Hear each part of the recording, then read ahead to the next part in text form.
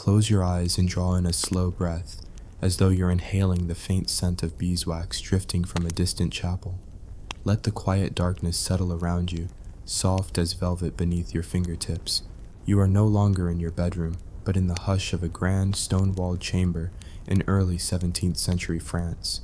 The night beyond these walls holds nothing but the distant croak of frogs and the ache of untended gardens. Here, within these cold stones, you will step into the world of a girl born not to live, but to bear life. You stand at the threshold of a long corridor still lined with flickering torches. Their flames tremble like restless hearts, casting wavering shadows on tapestries depicting hunting scenes and heraldic beasts. You feel the chill of the marble floor through your silk slippers, each step pressing a reminder of your station and of the duty that awaits you. A lady-in-waiting approaches, her breath warm against your ear as she whispers your name, Margaret, and adjusts the folds of your heavy brocaded gown. You notice the weight of that gown not only at your shoulders, but upon your chest, where a small leather-bound prayer book lies against your heart, its pages worn thin by countless prayers for mercy, for health, for the safe delivery of children. You open it now, running your finger along the Latin incantations, though none can truly prepare you for what is to come. Each night for the past fortnight, you have been confined to this chamber in what the court calls the lying in, a ritual designed to ready your body for its greatest purpose. Here, linens of white flax cover the narrow bed. Beneath them, hay stuffed with lavender keeps away lice and soothes your nerves with floral calm. The midwives have arranged sprigs of rosemary at your feet to ward off infection, though you suspect such charms are as fragile as your own hopes. You breathe in the herb's sharp, resinous scent, letting it mingle with the sweetness of beeswax and candle smoke. In the corner, a low stool holds a silver basin half filled with warm water scented by rose petals. The courtiers say this will ease your pains when the time comes, but for now it's a silent promise, an empty cup awaiting tears you have not yet shed. You run a fingertip along its rim, imagining the gentle warmth soothing muscles you have not yet felt constrict. Your spine stiffens at the thought, remembering the night you first heard the whispers, how a girl's worth is measured by her womb. You swallow the lump of dread in your throat. Outside your closed door, laughter drifts from torches in the hall beyond. The court is preparing for a festival in honor of your upcoming union. You, Marguerite, bride of the Dauphin, chosen not for your mind or your spirit, but for the promise of a child. It is said he needs an heir, and you, the daughter of a distant house, will provide him that gift. You wonder how it is that the future of a kingdom rests on the soft curve of your hips and the steady beat of your heart.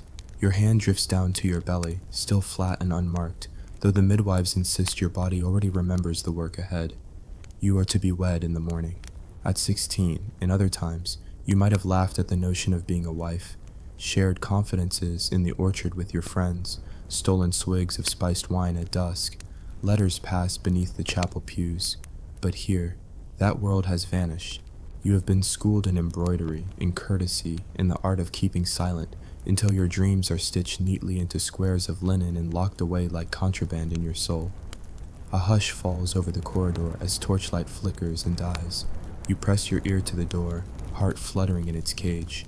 You hear voices, celestial, distant, chanting in the chapel's choir loft. Their melody rises and falls like gentle waves upon a still sea. You imagine the faces concealed by choir hoods, the disciplined rows of pale, upturned faces gazing at holy icons. You feel a pang of envy. They pray for salvation. You pray only for strength. A single midwife glides into the chamber, her skirts whispering against the floor. She offers you a bowl of barley gruel, thin and lukewarm. You accept it with trembling fingers.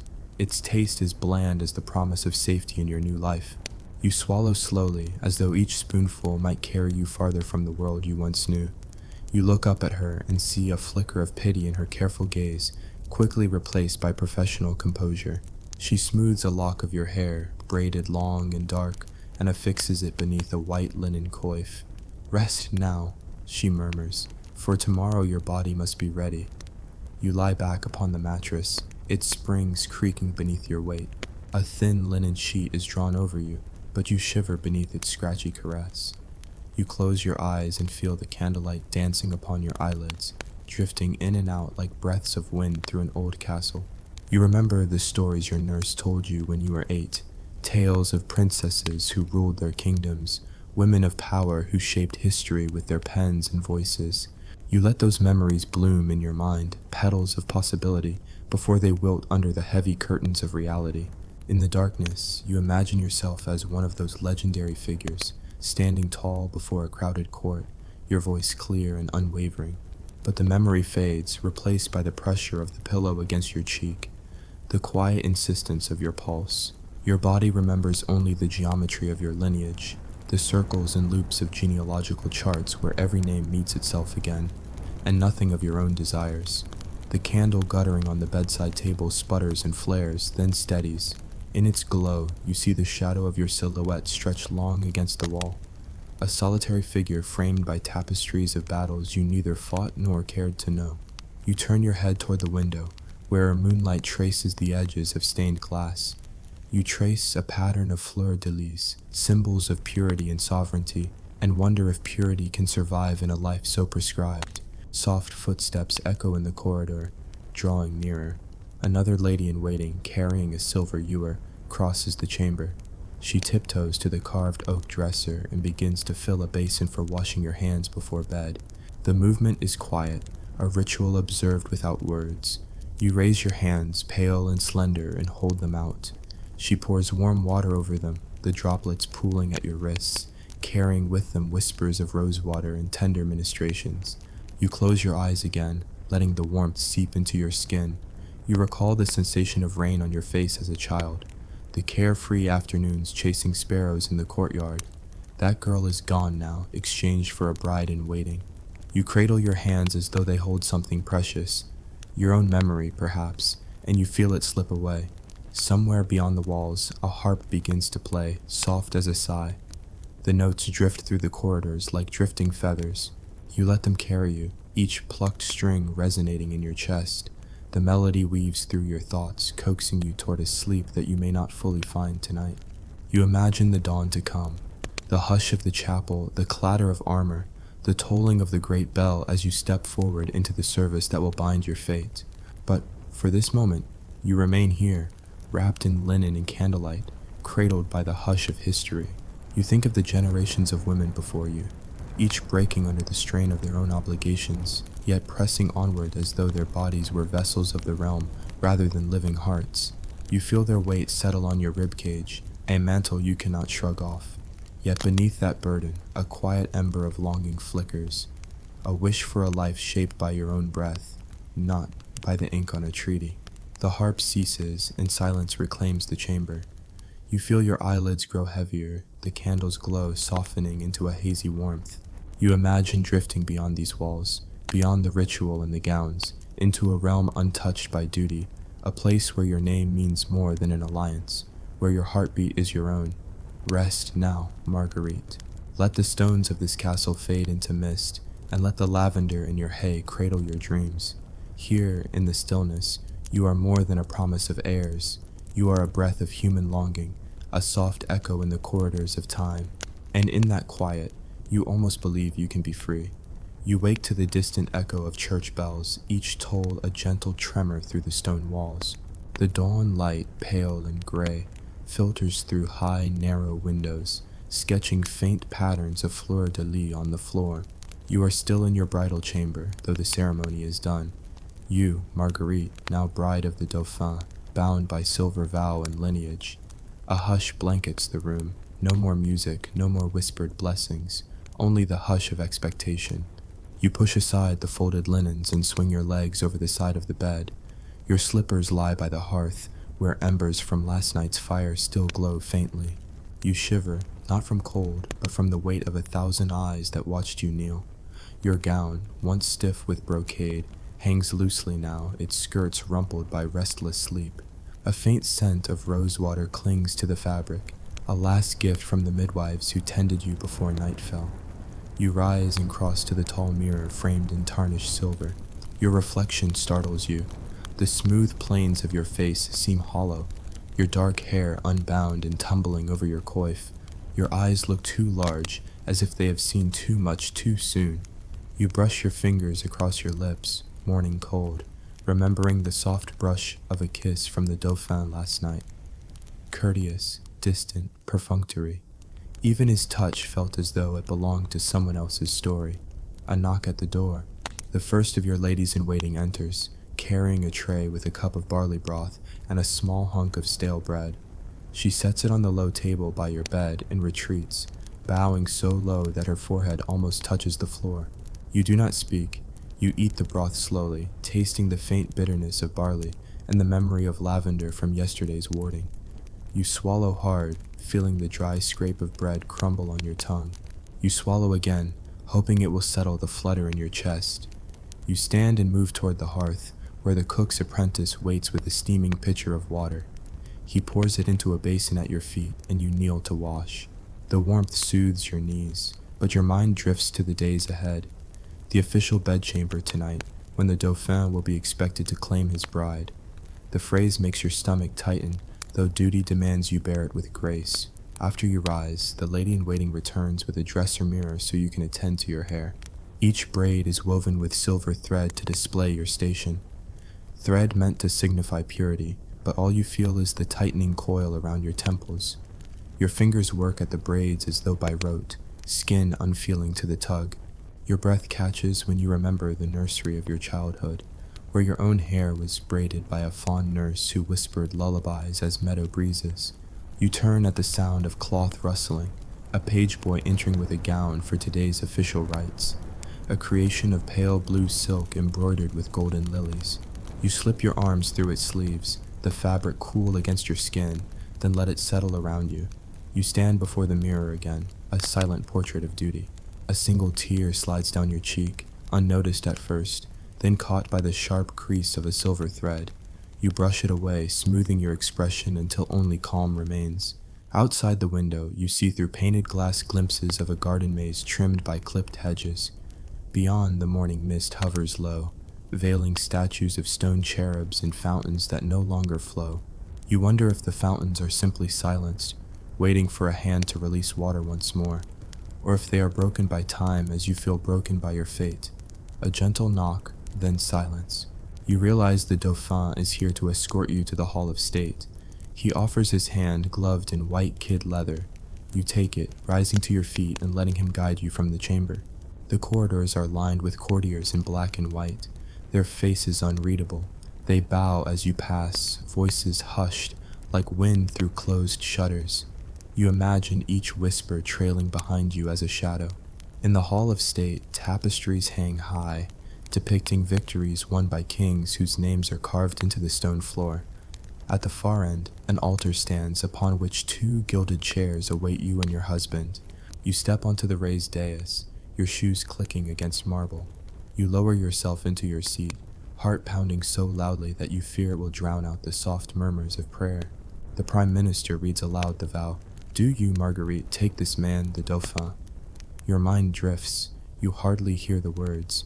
Instead, you notice the dust motes dancing in a shaft of sunlight, like tiny specters frozen in time. You feel the weight of the crown, delicate circlet of gold and pearls, placed on your head. The jewels press into your scalp, a halo of obligation. You bow your head, chin to chest, and sip from a chalice of spiced wine offered by a court chaplain. The wine burns in your throat, a fire you are told will kindle passion and ease your labor in time. The ceremony draws to a close. The Dauphin straightens his collar, offering you a distant smile. You curtsy to the court, to the ministers, to the king and queen who sit above you on their high seats. You imagine yourself as a stone effigy carved into the palace walls, beautiful, still, voiceless. Afterward, you are guided back through the corridors to the private apartments where lunch awaits. A small repast of pottage, boiled apples, and a single poached egg. The taste of apple brings back mornings in your childhood home. Dawn walks through orchards hung with fruit, the sun warming your cheeks as you ran and laughed. You close your eyes for a moment, letting the memory envelop you, then open them to the present. Silken tapestries, austere tables, eyes upon you as though you are both treasure and trap. The rest of the afternoon passes in lessons, etiquette, music, arithmetic for the management of estates you will never see. The reading of courtly love poems you will never speak to your husband by choice. Each teacher takes their turn, Spanish tutor, French tutor, dancing master. You learn to step in time, to smile with ease, to hold a quill as though writing from the heart, not from obligation.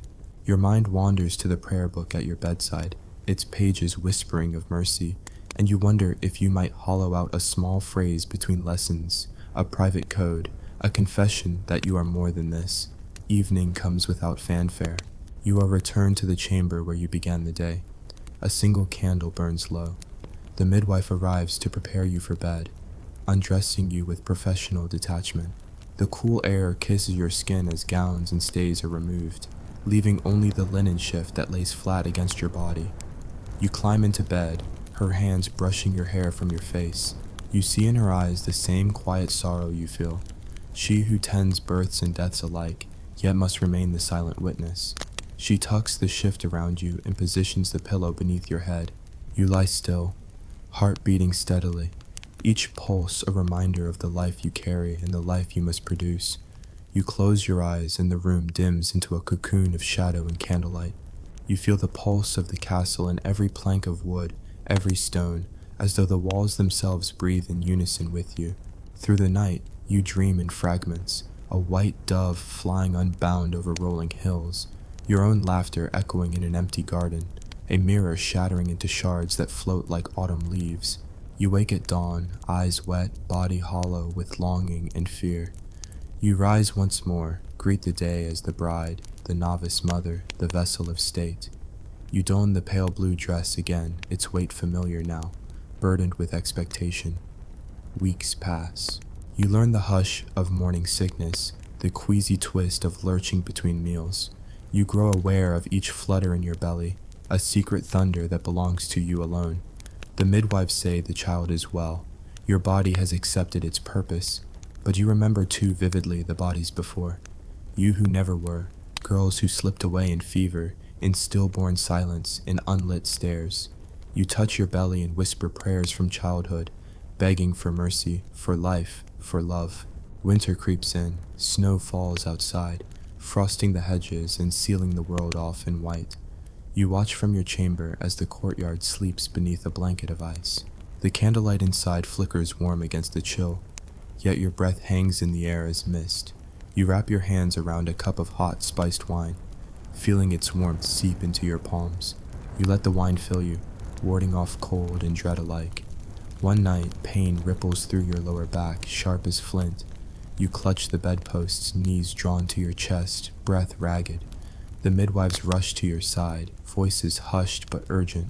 You focus on the coarse linen beneath your fingers, the rhythm of their steps, the whoosh of the warming pan.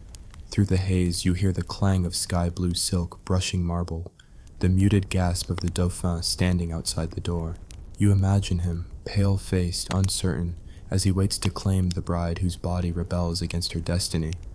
The hours stretch like taut cords, each contraction tightening around your ribs. You whisper to yourself in Latin the syllables a lifeline, Sancta Maria, ora pro nobis. You clutch the prayer book, its leather cover worn, and press the words to your lips. The midwife's face is calm, practiced, but you see the flicker of worry in her eyes. You wonder how many times she has held girls like you, each faded into silence after the work is done. Time loses meaning.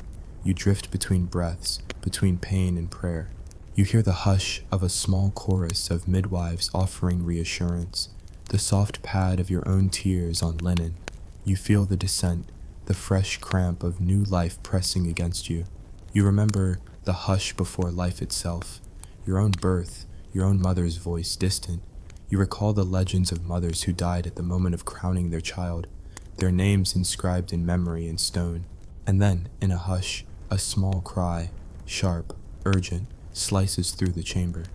You close your eyes and let it carry you away. You feel warmth surge through your arms as the midwife places a swaddled bundle in your embrace. You open your eyes and there it is, a life born of duty but still a life nonetheless. The babe's chest rises, falls, a tiny drumbeat in your arms. You cradle it close, breathing the scent of amniotic salt and linen swaddling. In that moment, you are no longer Marguerite, bride of the Dauphin, vessel of state. You are a mother, fragile, fierce, elated, and terrified all at once. You brush the babe's cheek with a trembling fingertip, marveling at the curve of its jaw, the small mouth that opens in a silent plea. You whisper its name, Anne, perhaps, or Claude, though the court will choose. For now, you hold the secret between your heartbeat and hers, a bond not of politics, but of love. The candle guttering on the bedside table winks. You press your cheek to the babe's crown, feeling the press of new life against the old wounds of expectation. You close your eyes and let sleep reclaim you, a softer sleep this time, cradled by a breath you can call your own. And in the dawn that follows, as snow melts into mist, you awaken not to ceremony, but to the quiet stirrings of your child's limbs. You hold her close and feel, for a moment, that you have won a small victory against the currents of history. Yet still, beyond the chamber walls, the court waits, the Dauphin waits, and the next chapter of duty unfurls. But tonight, you rest in the hush between duty and destiny, cradling new blood that carries within it the promise of change, or at least the hope that in its fragile beating you might glimpse a future born not just of design, but of desire. You wake to the muffled coo of a dove perched upon the sill, its soft wing beats brushing against the glass. You lie still, cradling the babe in your arms, marveling at the warmth of her breath against your collarbone. In the hushed glow of dawn, you study the delicate curve of her ear, the fine down along her nape, life so new and fragile it might dissolve like mist. You close your eyes and savor this moment of quiet, aware that the day ahead will demand much of you and your child. A hush settles over the chamber as the lady-in-waiting enters, bearing a silver tray with a cup of almond milk and a small piece of crisp toast. You accept the offering with a nod, your eyes never leaving the babe's face. The milk tastes faintly of bitterness and hope. You sip it carefully, feeling it settle in your stomach like a silent prayer for strength. Outside, the court begins to stir. Voices echo faintly through the corridors as servants set out bowls of steaming pottage and venison broth.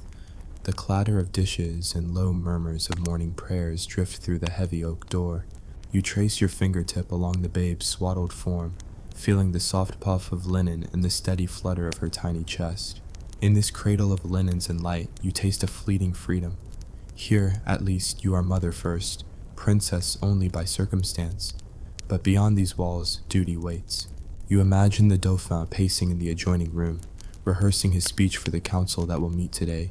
He must present an heir, proof that your union has secured the dynasty. Already, courtiers whisper behind folded fans, will the child survive infancy? Will Marguerite give him more than one son? The questions press upon you like a noose of silver and silk. You rise and wrap the babe more tightly in her swaddling, feeling the flutter of her legs against your ribs. You stand by the window and peer into the mañana light. The snow has melted, leaving drifts of purple crocuses in its wake. The courtyard beyond is clean and orderly. Hedges clipped into geometric shapes, stone benches arranged with precision. A fountain in the center has been refilled, its water now gentle and welcoming. You watch as a pair of pages tiptoe across the marble, carrying fresh bowls of water for the statuary above. The midwife appears in the doorway, her skirts whispering softly. She smiles at you kindly, though her eyes hold the memory of too many lost babes. She steps forward and takes the babe gently into her arms. She is strong, the midwife murmurs, and healthy, but she must feed soon. You nod and look down at your own body, hollowed by birth yet still whole in strange ways. You feel a tug in your chest where milk swells in secret chambers of your flesh. You reach for the babe as though drawing strength from her warmth. The midwife places the babe at your breast. You shift on the soft mattress, pressing the babe closer. She latches, her mouth a perfect bloom around your nipple. You feel the tug and pull of her first hunger, and you imagine that with each sip she draws not only milk, but the promise of your love.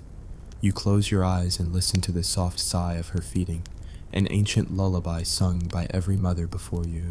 Afterwards, you lay the babe back on the pillow, her fists curled in dreams. You stroke her cheek and trace the faint blush at her temples. The midwife gathers linens for a quick wash, humming a chant in Occitan as she works.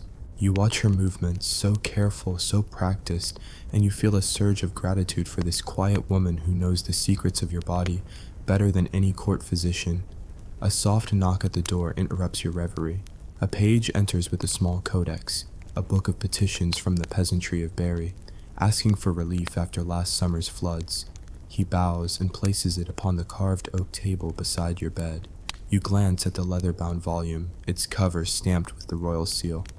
You once dreamed of studying law and philosophy in Paris, of reading Cicero and Homer by candlelight. Now you are expected only to sanction decrees and sign your name with a flourish that marks your consent and seals the fate of thousands. You touch the codex with a fingertip. The skin of your hand is soft against the embossed leather. You open to a page where lines of spidery handwriting ask for grain shipments and tax remissions. You trace the lines, imagining the women who wrote these petitions by firelight, who waited in rotting barns for just a loaf of bread to feed their children. You wonder if they, too, ever felt the pang of hope and hopelessness that you carry now. A breath catches in your throat. You cannot deny the gravity of your station.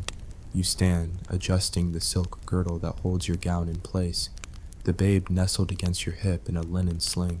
The weight of her body against yours, light and warm, grounds you in the present, reminding you that beyond politics, beyond titles, there is this small life. When you step into the corridor, the hush deepens. Courtiers bow as you pass, curtsying to the babe as though she, too, is royalty. The Dauphin stands at the far end, his posture rigid, his face schooled into calm. He bows at the waist, offering you his arm. You take it, feeling the scent of lavender from his doublet mixing with the rose water on your own skin. Together, you make your way to the council chamber, the babe safe at your side. Inside, the chamber is colder, its stone walls higher, its tapestries darker. Lords and bishops sit behind long tables scarred with time. They watch you enter, their faces unreadable. The Prime Minister gestures for you and the Dauphin to sit upon the raised dais. You settle into the gilded chair, babe cradled in your lap, and look upon the petitioners who stand below you. A clerk reads aloud the requests in a clear voice. Your Majesty, the peasants of the Berry estates beseech relief from the king's taxes due to failed harvests. They ask for grain and exemption from levies until next sowing. You feel the babe stir, her small foot pressing into your gown. You set aside the codex and rise, the babe in your arms. You address the council in measured tones, your voice quieter than you ever imagined, yet resonant and sincere. I have read these petitions, you say, and though the coffers of the crown must be tended, the welfare of our subjects cannot be forgotten. Therefore, I decree that an emergency grain fund be established for 3 months, after which we shall revisit the matter. Let it be known that this land is ours together, and its people shall not suffer alone. A hush follows your words. Then, slowly, the Prime Minister nods and raps his gavel, sealing your decree. You return to your seat, heart pounding with relief and fear. The babe in your arms collapses back to sleep, her lids fluttering as she dreams. You watch as the council members confer, their heads bowing in private councils. You feel the weight of their gaze, not only upon you, but upon the future you have set in motion. Afterward, you withdraw to your private apartments, where the midwife awaits to take the babe for her afternoon nap. You hand the babe to her carefully, feeling an ache in your arms as she is carried away. You stand by the window, tracing the patterns of light and shadow on the courtyard below. Your reflection shimmers in the glass, a princess and a mother, both titles entwined like vines. You wonder how long you can hold them in balance before one snaps and sends you crashing. The memory of your own childhood surfaces, the scent of jasmine in summer evenings, the laughter of a sister who died at 6, the faint echo of your mother's lullaby. You let these memories wash over you, comforting as balm and sharp as grief. The afternoon sun arcs across the sky. You pace the chamber like a caged songbird, waiting for the babe's return. You think of the midwives who have helped you, of the lineage of women who carried life before you, Joanna, Isabella, Marguerite herself, each stepping into the same cycle of birth and duty. You run your hand along the sill of the window where the dove once perched, its gentle coo still echoing in your ears. A soft tap at the door, and the midwife returns with the babe swaddled in fresh linens. You gather her into your arms, feeling again the small weight of her form and the steady heat of her body. You cradle her close and walk to the low stool by the hearth. There, you sit and begin to nurse again, the babe's hunger a steady rhythm that soothes the churn of your thoughts. As she feeds, you close your eyes and let the hush of the chamber envelop you. In this soft cocoon of candlelight and woolen whispers, you feel safe, yet aware of the currents beyond the door. You wonder what the Dauphin does now, Whether he ponders alliances in distant courts or simply walks the corridors, a solitary figure framed by tapestries of achievements he did not fully choose. Evening drifts in on silent wings. The midwife returns to receive the babe for her final feed before nightfall. You exchange a look, wordless, deep, and you sense the kinship you share. She tucks the babe into a cradle of oak, lining it with lavender-scented moss. You whisper a blessing in the girl's ear. Sleep well, little heart, for tomorrow shapes the world anew. You stand alone by the fire, the flicker of flames painting your face in gold and shadow. You unlace your stays, easing the pressure from your chest. You let the silk gown slip from your shoulders and into the waiting arms of a maid. You stand in your linen shift, the worn fabric cool against your skin. You pace until twilight settles, then climb into bed and wrap yourself in linen sheets. You lie with your eyes open, listening to the distant drip of water from the fountain, the low hum of guards making their rounds, the soft rustle of tapestries swaying in an unseen draft. You wonder how many nights you will spend like this, caught between the life you cherish and the life you endure. In the stillness, you close your eyes and imagine the crocus blooms in spring, the doves returning to nest, the child growing strong and curious, stepping away from your arms into a future you hope will be kinder. You feel the press of your hand against your belly, already a promise of a life not yet born.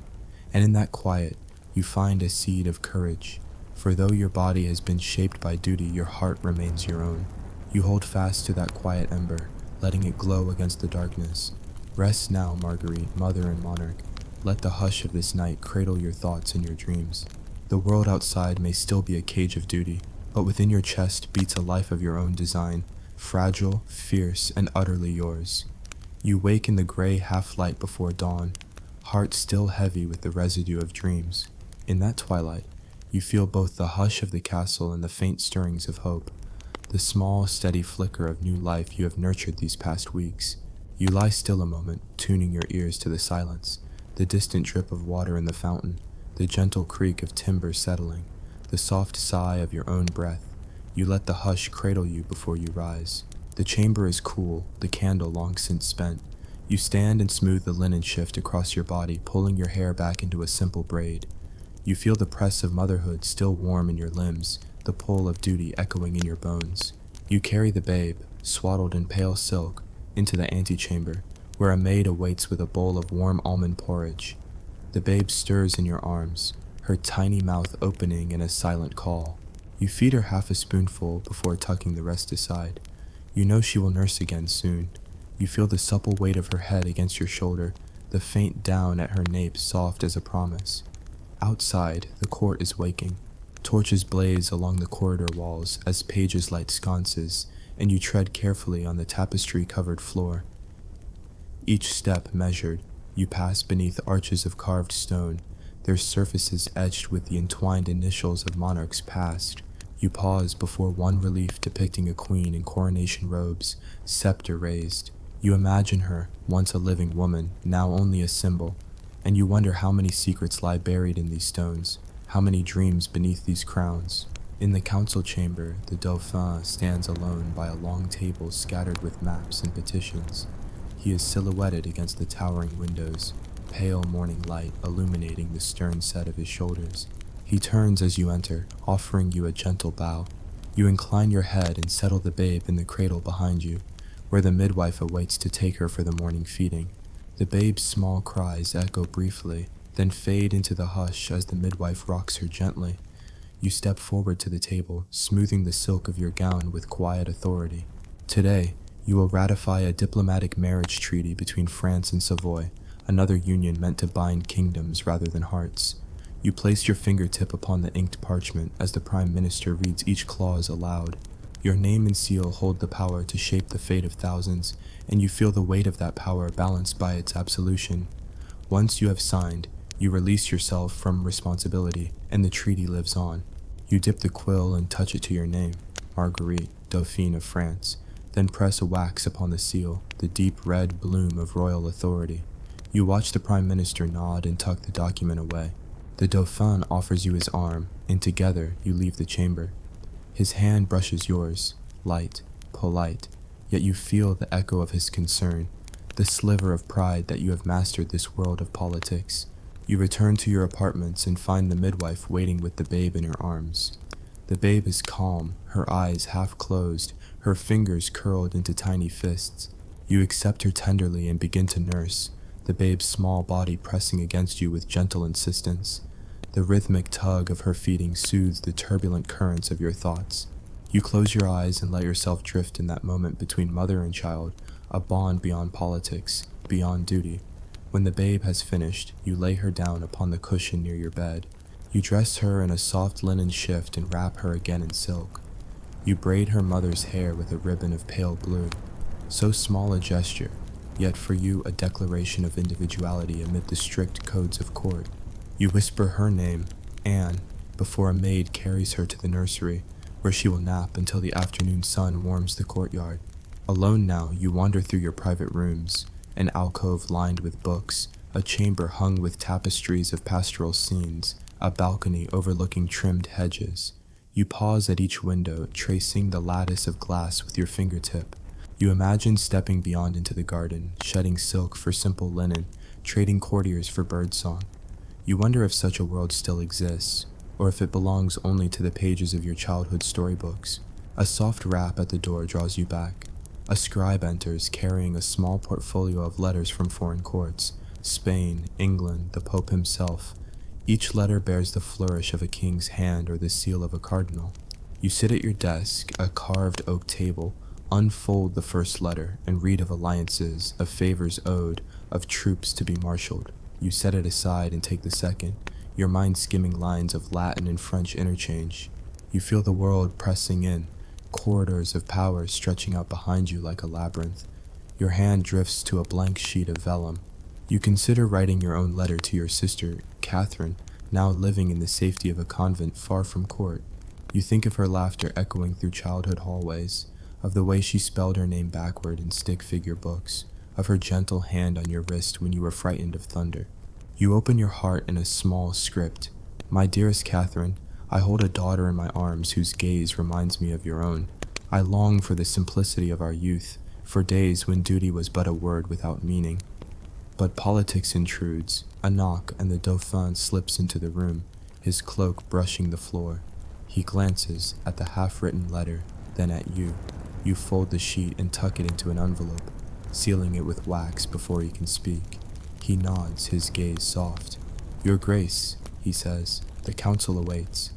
You rise and follow him, leaving the letters behind, whispers of your inner life that may never be spoken. All afternoon, you attend audiences, a delegation of merchants petitioning for lower tolls, a scholar seeking your patronage for an illuminated manuscript, a bishop requesting funds for charity hospitals. You respond in measured tones, your voice even, your manner gracious. Yet beneath the composure, you feel the steady beat of your own heart, reminding you of the babe you left in slumber, the sister you have not seen in years, the self you have set aside. As dusk falls, you retreat to the chapel at the heart of the palace. Candlelight flickers along vaulted arches, incense curls like ghostly tendrils in the air. You kneel at a wooden pew, unopened prayer book in hand. You pray in soft Latin and French, asking for mercy, for wisdom, for the courage to balance the demands of crown and cradle. You pray not for freedom, still you hold that ember in your heart, but for purpose, for meaning within this web of obligation. You rise and pause at the altar, eyes drawn to the figure of the Virgin Mary, stoic, serene, Mother of God. You imagine her compassion stretching across centuries, touching every mother who has borne life in hardship. You murmur a final blessing and leave, the hush of the chapel following you back into the world of torches and tapestries. In your apartments, the babe sleeps peacefully in her cradle. A maid stands guard, her posture respectful. You slip into a kimono-style robe of pale green silk, soft, unstructured, then settle into an armchair by the hearth. You draw an embroidery hoop into your lap, needle and thread poised above linen. You begin a small motif, a vine unfurling into blossom, a symbol of renewal, of growth against the constraints of your life. Each stitch is slow, deliberate, a meditation on your own persistence. Outside, the wind rises, rattling the shutters. You feel a flicker of unease, an echo of nights past when you trembled before contracts in childbirth. You dip your fingers into a bowl of rose water at your side and trace a few drops along your temples, the scent floral and slightly sour. You close your eyes and let the aroma ground you in the present. The embroidery grows beneath your hands, a delicate design of fleur-de-lis entwined with olive branches. You imagine garments one day stitched with this pattern, a daughter's gown, perhaps a granddaughter's. You imagine a lineage not defined solely by politics, but by art and care, by small acts of creation and beauty woven into each generation. You lay aside the hoop and rise. You carry the babe into your own bedchamber, where you change her into a night shift of white linen. You hold her against your chest once more, feeling her heartbeat beneath your gown. You whisper lullabies in your native Occitan, soft melodies learned at your mother's knee, songs never meant for royal ears. You lay her beside you in a small cradle carved from oak. You smooth the silken swaddling around her and lean over to press your lips to her forehead. You feel her warmth, the steady exhalation of her breath, and you close your eyes, letting her life soothe the sting of duty. Tonight, you do not lie in the bridal chamber or the council hall. You lie in your own bones, cradled by the steady rhythms of motherhood and longing. You let the hush of the night carry you into sleep, the heavy curtains drawn tight against the cold, the first snow of winter whispering against the glass. And as you drift toward dreams, you carry this truth within you. Your body may be bound by lineage, your name woven into treaties and alliances, but your heart belongs only to those you love. In that quiet embrace, you find the freedom to be Marguerite, mother, monarch, woman, at last whole. Close your eyes and let your breath deepen, as though you're inhaling the soft fragrance of lavender drifting through a silent convent garden. Feel the weight of your body settle into the mattress, heavy as the velvet curtains that hang in this grand chamber of the Habsburg palace. Tonight, you will walk the corridors of memory and blood, tracing the footsteps of princesses born into gilded cages and woven into dynasties by their very veins. You are here not as a spectator, but as one of them, a daughter of frozen portraits, a bearer of quiet sorrows. You awaken in a chamber warmed only by a single tallow candle, its flame flickering like a lone heartbeat against the vast gloom. The walls rise high above you, blanketed in tapestries woven with hunting scenes and imperial crests, the same scenes you studied as a child when your mother taught you to read the language of symbols. You still feel the roughness of wool beneath your palm from your earliest lessons, even now as you run your fingertips along the tessellated patterns. Each stitch bears a story of alliances and ambitions, of crowns gained and souls surrendered. You sit up, drawing the coarse linen shift more tightly around your shoulders, and press your feet into the frozen stones of the floor. The chill steals into your bones, reminding you of winter spent in the Palace of Graz, where snow rose like ghostly dunes against the outer walls. You recall the hush of those mornings, when you and your sisters crept from your beds to peer through frost-kissed windows, longing for the warmth of summer's promise. Yet summer in the Habsburg lands brought no reprieve, only the distant toll of church bells and the hush of courtly machinations that whispered through every corridor. A midwife's soft knock breaks the stillness. She enters, bearing a basin of lukewarm water scented with rosemary and rue, herbs meant to guard against fever and faintness. You extend your hands, and she pours the water over them with careful solemnity. The droplets glide over your wrists, carrying away the residue of sleep and fear alike. She bows her head, her eyes shadowed by countless nights spent tending wives and widowed mothers, and steps back, leaving you to dress. You rise and move to the tall mirror framed in tarnished gilt. Your reflection greets you with heavy-lidded eyes, the high arch of your brow set in a line of expectation. Your dark hair, braided at the nape in the style of your grandmother, falls over your shift like a river of midnight. You remember the time you attempted to unbind it yourself, only to be caught by a lady-in-waiting who chastised you gently, saying, "The child of emperors must never appear unruly." Even at 10 years old, you understood the lesson. Your body was neither your own nor free.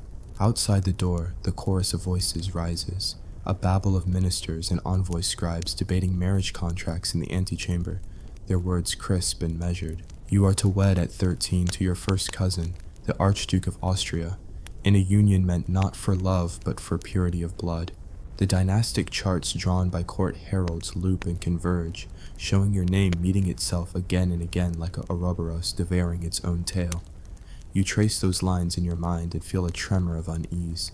For every match made on parchment, another princess falls ill, or worse, is lost to the plague that stalks these lands. A lady-in-waiting enters to help you into your gown, a brocade of midnight blue threaded with silver, meant to honor both your station and the sorrow of court life. You step into the skirts, feeling their weight settle around your calves like the burden of centuries. She fastens the bodice at your back, her fingers skilled but impersonal, as though fastening stitches into your flesh. When she ties the final knot, you inhale deeply, the scent of silk and candle smoke mingling in your nostrils. In the hearth's glow, you glimpse a small leather-bound book resting on the dressing table. Your prayer book, its pages filled with prayers for patience, for an easy birth, for mercy and madness. You run a finger along the gilt edges, remembering the day it was gifted by your father. A vessel of prayer is stronger than a sword, he told you. Yet in inked marginalia, you have inscribed your own petitions, barely legible. Let me live as more than a promise. Let my daughters know not only duty. You close the book and tuck it beneath your shift, carrying its secret warmth close to your heart. You step into the corridor, your slippers muffling each footfall. Torches line the walls, their light dancing across carved stone capitals. You pass beneath an arch where the imperial crown is carved into the keystone, 5 arches rising above the globe, a silent reminder that even gods bow to empire.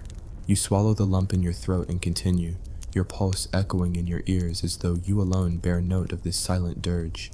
The council chamber lies ahead, its doors flung open. Inside, envoys from Spain and Hungary wait, their servants shivering in furs and cloaks, breath misting in the draught. At the dais stands your father, the emperor, his expression solemn as he presents you, his third daughter, to the archduke for the betrothal oath. The archduke kneels, his velvet cap brushed aside to reveal pale curls. His gaze is steady, but you sense the same longing for freedom that stirs in your own chest. The prime minister intones the ancient words. Do you, Archduchess, take this man, this kinsman, as your lawfully wedded husband, to uphold the honor of the House of Habsburg? You step forward and repeat the phrase, your voice soft but clear. Each syllable falls into the hush as though bidding farewell to yourself. You wonder, in the flash of that single word, I do, if you have lost your name entirely, replaced by a contract signed in blood. After the ceremony, you retire to the private gallery where fruit and spiced wine await. Courtiers offer congratulations, their smiles polite but distant. You taste the wine, sweet as morning, and watch as your sisters exchange glances, sympathy flickering like candle flame between them. You raise the goblet to your lips and let the wine bring warmth to your belly, a small comfort against the chill of fate. Night deepens, and you return to your chamber, the hush of the palace closing around you. You step beneath the canopy of your bed and lie back upon feather-stuffed pillows. You feel the gown skirts heavy as stone, and so you lift your knees and tug at the hem until the fabric pools at your waist. A maid enters to assist, unmoving as a statue, her presence a reminder that even in vulnerability you cannot be fully alone. She tucks the silk around you and lights the single candle on the bedside table. The flame flickers, casting your shadow long against the wall. A tall, slender silhouette crowned in loops of braid. You trace the contours of that shadow in your mind, imagining the life it might lead in another world, unbound by lineage. You close your eyes and summon memories of childhood, sunlit afternoons by the riverbank outside Linz, where you and your sisters chased dragonflies and dreamed of far-off lands. Those summers seem as distant as myth now, their warmth fading like a half-remembered melody. In the quiet, you feel the stir of fear in your belly, the knowledge that each Habsburg princess carries within her a legacy of sickness, mandibular prognathism, epilepsy, nervous tremors, signatures of generations folded into bone. You recall the portrait of your great-aunt Eleanor, her jaw protruding in the stiff profile favored by court painters, her eyes distant as though she gazed into realms beyond this world. She died at 19, never bearing a child, her body lost to fever in a town far from Vienna. You imagine her ghost drifting through these halls, pausing before each tapestry as though seeking the life she never lived. You reach beneath your pillow and draw forth the small prayer book once more. You open to the page marked by a pressed violet, a flower that you found dried in the pages, a relic from a winter walk. Beneath the violet you have written, Let this violet's grace remind me of my own resilience.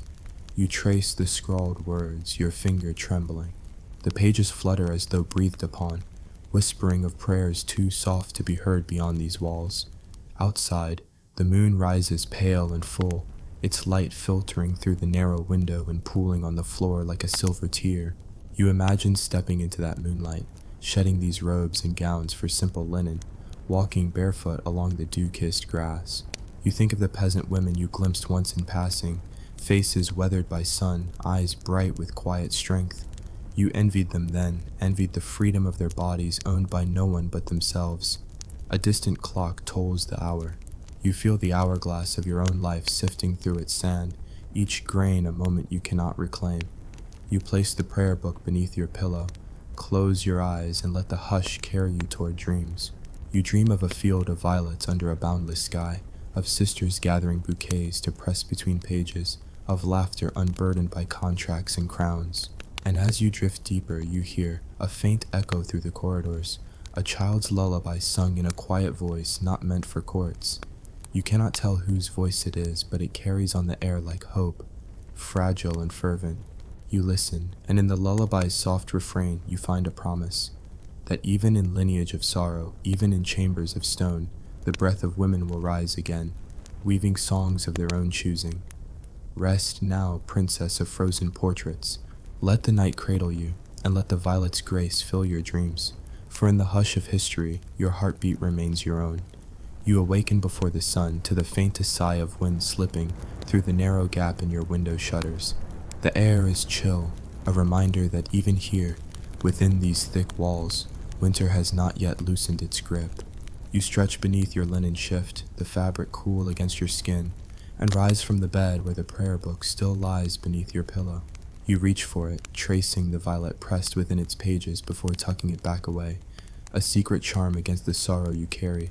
The chamber is hushed, lit only by the gray light of a clouded dawn and the dull glow of a lone tallow candle. You slip your feet into slippers of soft leather and step toward the hearth. Polished brass andirons stand empty. No embers remain from yesterday's fire. You set your hands upon the mantel, feeling the smooth cold of stone beneath your fingertips, and remember how, long ago in childhood, you used to warm your hands over wood smoke in a humble cottage by the Danube. That memory feels like someone else's life. On a small oak table rests a silver basin and pitcher. The midwife will come soon to wash your hands and prepare you for the ritual of the morning.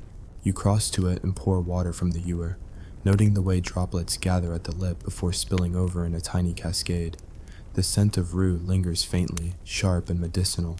You draw your hands through the water, letting it wash away the residue of restless sleep, and lift your gaze to a tapestry that hangs opposite the bed. It depicts the Annunciation, Mary kneeling before an angel, her head bowed in gentle acceptance.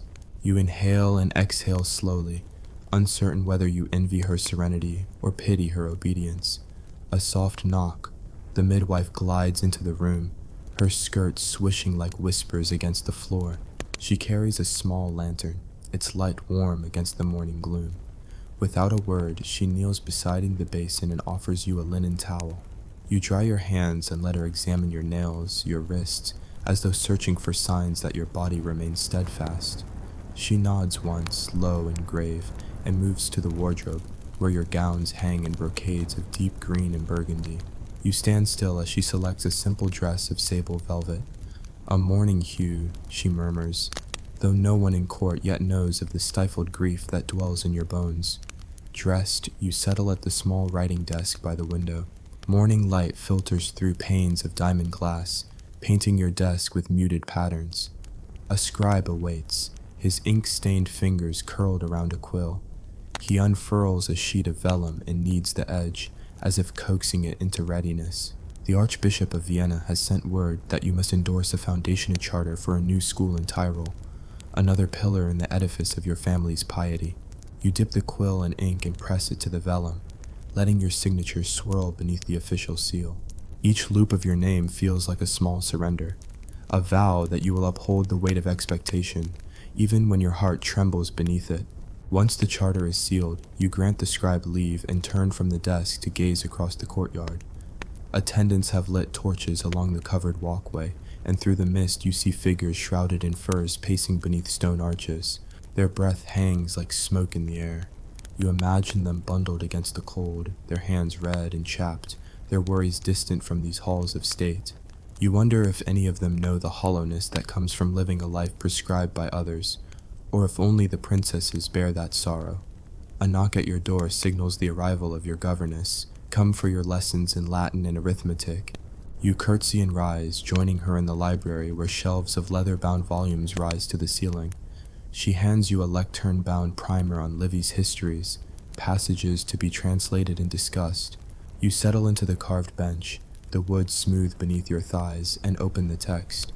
The Latin verse feels both familiar and distant, as though written for another soul. Still, you read, parsing each clause, your lips moving silently to form the words. Behind you, the governess watches with tempered pride, unaware that your mind drifts to the class of daughters in convents far from court, who too learn to recite prayers and psalms but have never known the gilded cage. By mid-morning, the court bell tolls 3 times, and you rise, closing the Livy with a soft snap. You bow your head to your governess, thanking her, and depart to the private chapel for Mass. You follow the hushed procession of novices and nobles, your heavy velvet skirts muffling your footsteps on stone. Within the chapel, fragrance of incense curls toward the vaulted ceiling, where frescoes of saints gaze down upon the congregation. You kneel at the rail, bare knees pressed against cold marble, and take the host with trembling hands. The bread tastes of wheat and sacrifice. As you rise, you notice the glint of candles reflected in your own eyes, drawn to the image of the Pietà at the altar's center. Mary cradling her son's body, grief and love intertwined. You imagine that grief many times over, the sorrow that lingers when duty requires a mother to produce heirs before time to love them truly has come. After Mass, you pass through antechambers to the audience hall. Courtiers line the walls, faces cloaked in masks of etiquette. At the dais, envoys present petitions, one for increased settlement of Bohemian lands, another for the dispatch of troops to the Spanish Netherlands. Each request is weighed in silence, then either granted or denied with a nod or a shake of the head. You stand beside your father, the emperor, in regal stillness. You feel the echo of each decision beating against your heart, for though you speak little, your presence alone signifies alliance and continuity. You hold your eyes straight ahead, lips pressed in calm, but inside you bristle with the knowledge that your body, your womb, your blood, has become the currency upon which these decisions rest. When the audience concludes, you withdraw to the so-called Queen's Salon, a small chamber trimmed with pale damask and mirrored panels. There you find your sisters, Maria and Eleanor, each clasping a cup of spiced wine. You take the cup, savoring the warm sweetness on your tongue, then settle beside them on a velvet settee. You exchange quiet gossip, rumors of the Archduchess of Burgundy's court, whispers of a French marriage alliance, the latest scandal in the Papal States. Yet beneath the chatter lies a current of unspoken understanding, a shared knowledge that none of this chatter truly touches the deeper ache you carry.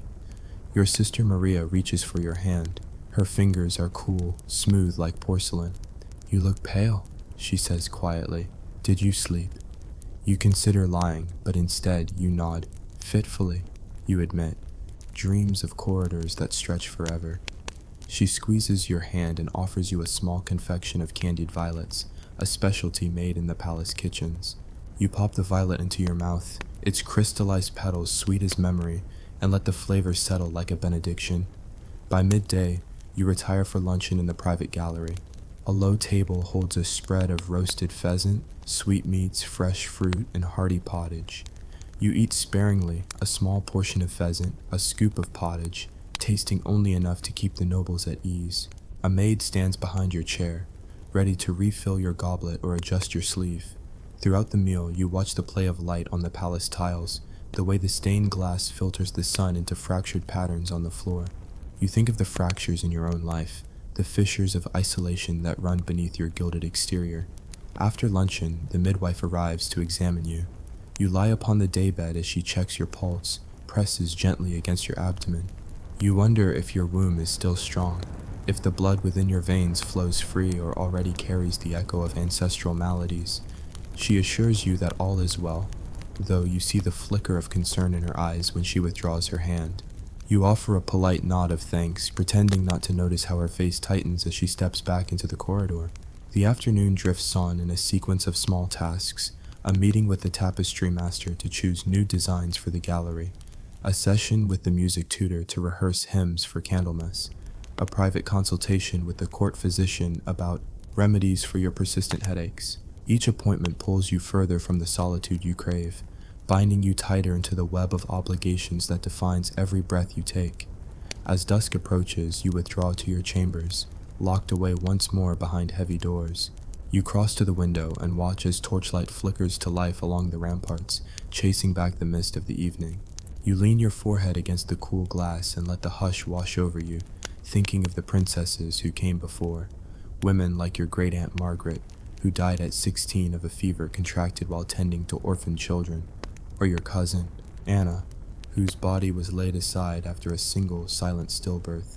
Their names linger in the archives, footnotes in the annals of empire. A soft rustle behind you draws your gaze. A maid enters with your supper, a bowl of barley gruel and a piece of cheese. You eat by lamplight, spooning gruel into your mouth as though feeding a child.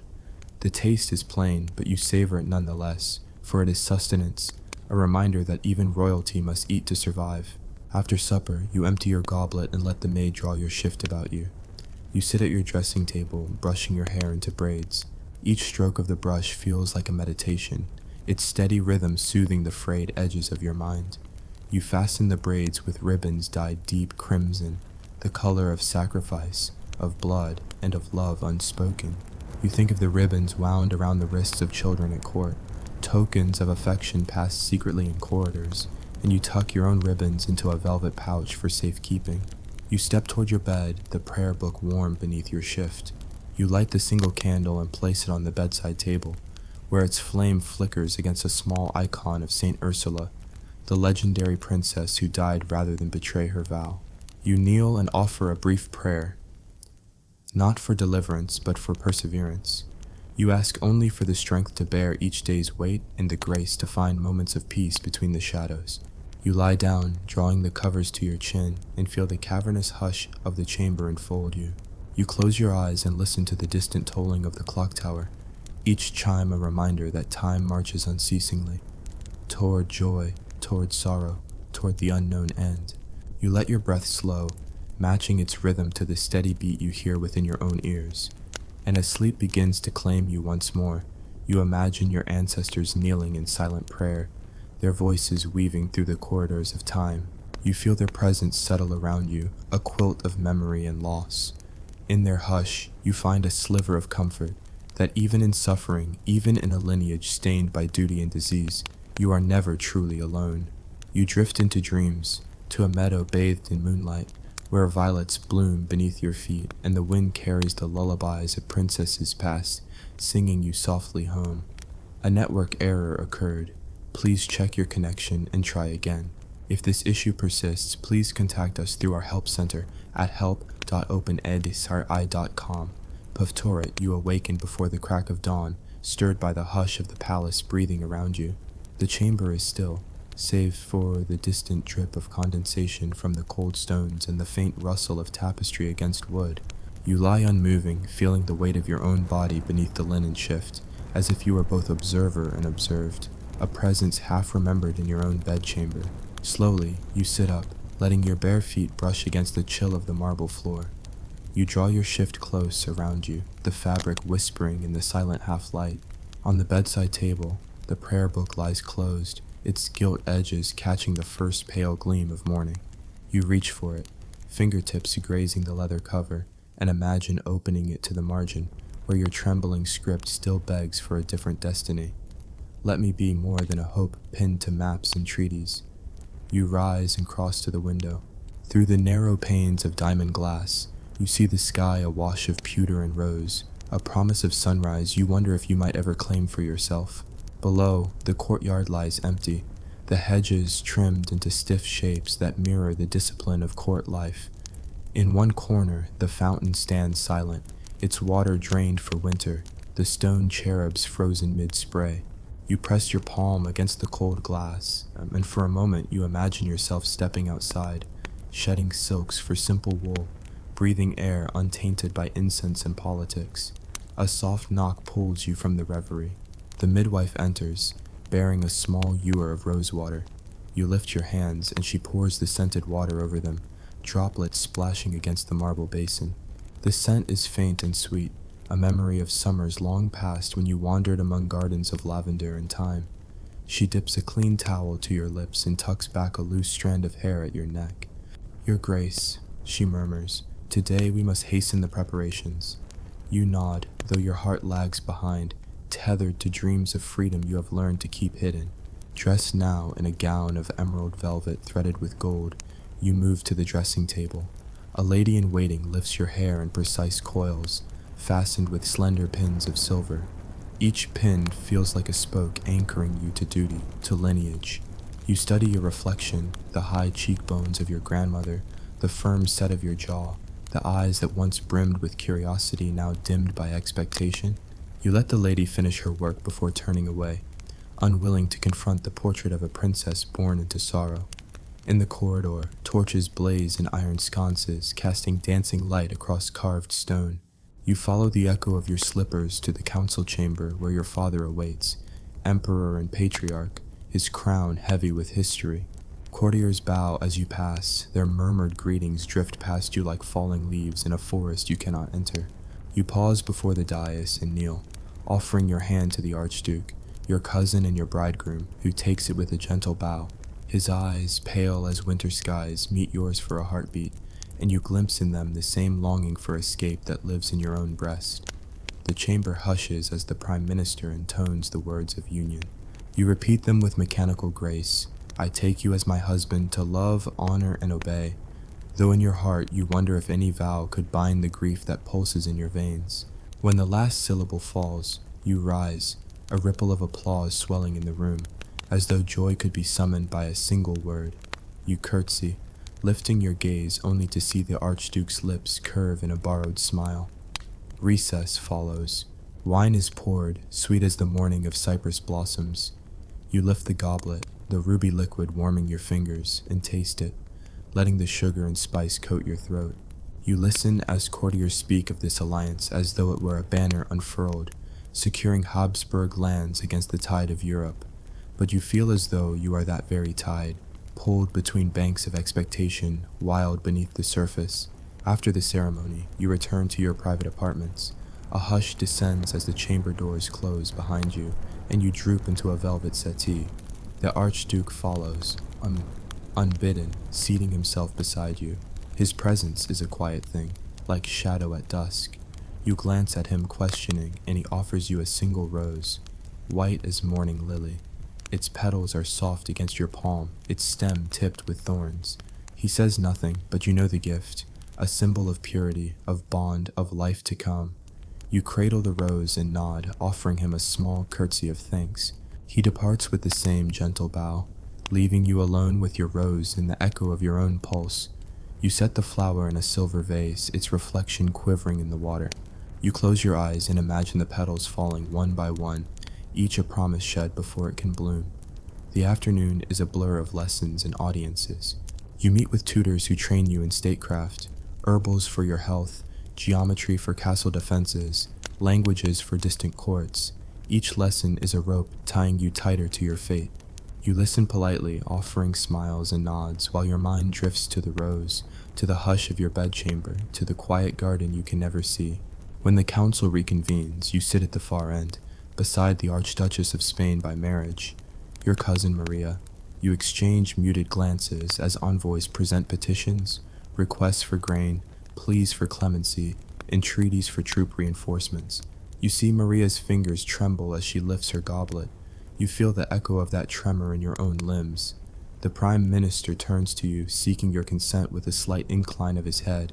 You press your lips together and nod, sealing decrees with a quiet dignity that hides the ache within. Evening falls swiftly. You return to the private gallery, where supper awaits. Pheasant roasted with juniper berries, pears poached in red wine, fresh cheese from alpine pastures. You eat sparingly, tasting the sweetness of fruit and the warmth of spice, as though anchoring yourself against the cold winds of worry that always blow just beyond these walls. After supper, the midwife arrives for the ritual of rest. You remove the daytime gown, stepping into a simpler shift of fine linen. The midwife checks the curve of your belly, an impossible curve that seems both burden and blessing. She notes the firmness of your pulse and the calm of your breathing. You lie back upon the bed, her hands gentle as she arranges pillows beneath your knees. She murmurs a prayer for easy passage and departs, leaving you to the hush once more. You remain lying there long after the candle is extinguished, listening to the palace breathe. You feel the gentle stir of life within you, a small flutter that carries weight beyond measure. You press your palm to your belly, tracing the curve where future heirs lie hidden beneath your skin. You whisper to the child in your womb, voicing words no counsel could decree. You are more than a legacy. You are my hope. Sleep finally claims you, but your dreams are restless. You wander through corridors lined with portraits of Habsburg princesses, women whose jaws protruded under the weight of inbreeding, whose health failed them in silence, whose names are footnotes in dusty journals. You touch their painted faces, feeling the cold of oil and canvas, hearing their faint voices begging for release. You walk past your own portrait, painted earlier that day, gazing back with eyes too stately for the sorrow behind them. You push through the doors of the gallery and find yourself in a field of lilies and violets, the air sweet with flower and dew. You kneel and gather blossoms in your arms, weaving them into a crown you place upon your head. But when you peer into a pool of water, the crown dissolves into ripples and your face is streaked with tears. You start awake, heart pounding, the dawn light seeping through the window. You lie still, pressing your ear to your chest and listening to the slow echo of your pulse. You realize the child within stirs again, awakening in time with you, an affirmation of life that no treaty, no crown, no contract can suppress. You rise from the bed, drawing the linen shift around you, and cross to the window. Outside, the courtyard glimmers under a wash of golden light. The trimmed hedges catch dew, each droplet a prism through which you glimpse a new day. You inhale deeply, tasting cold air and possibility. For a moment, you feel as though you stand at the edge of something vast, a life you can shape beyond the maps of your family, beyond the contracts of kings. Yet the palace looms behind you, a fortress of duty and tradition. You turn away from the window and return to the bedside, where the prayer book lies waiting. You open it to the margin marked by the violet, that symbol of resilience you pressed in childhood. You remember the words you wrote, "Let me live as more than a promise." You trace the letters and let their conviction anchor you. Today, you will face the council again, signing edicts and marriages, affirming alliances.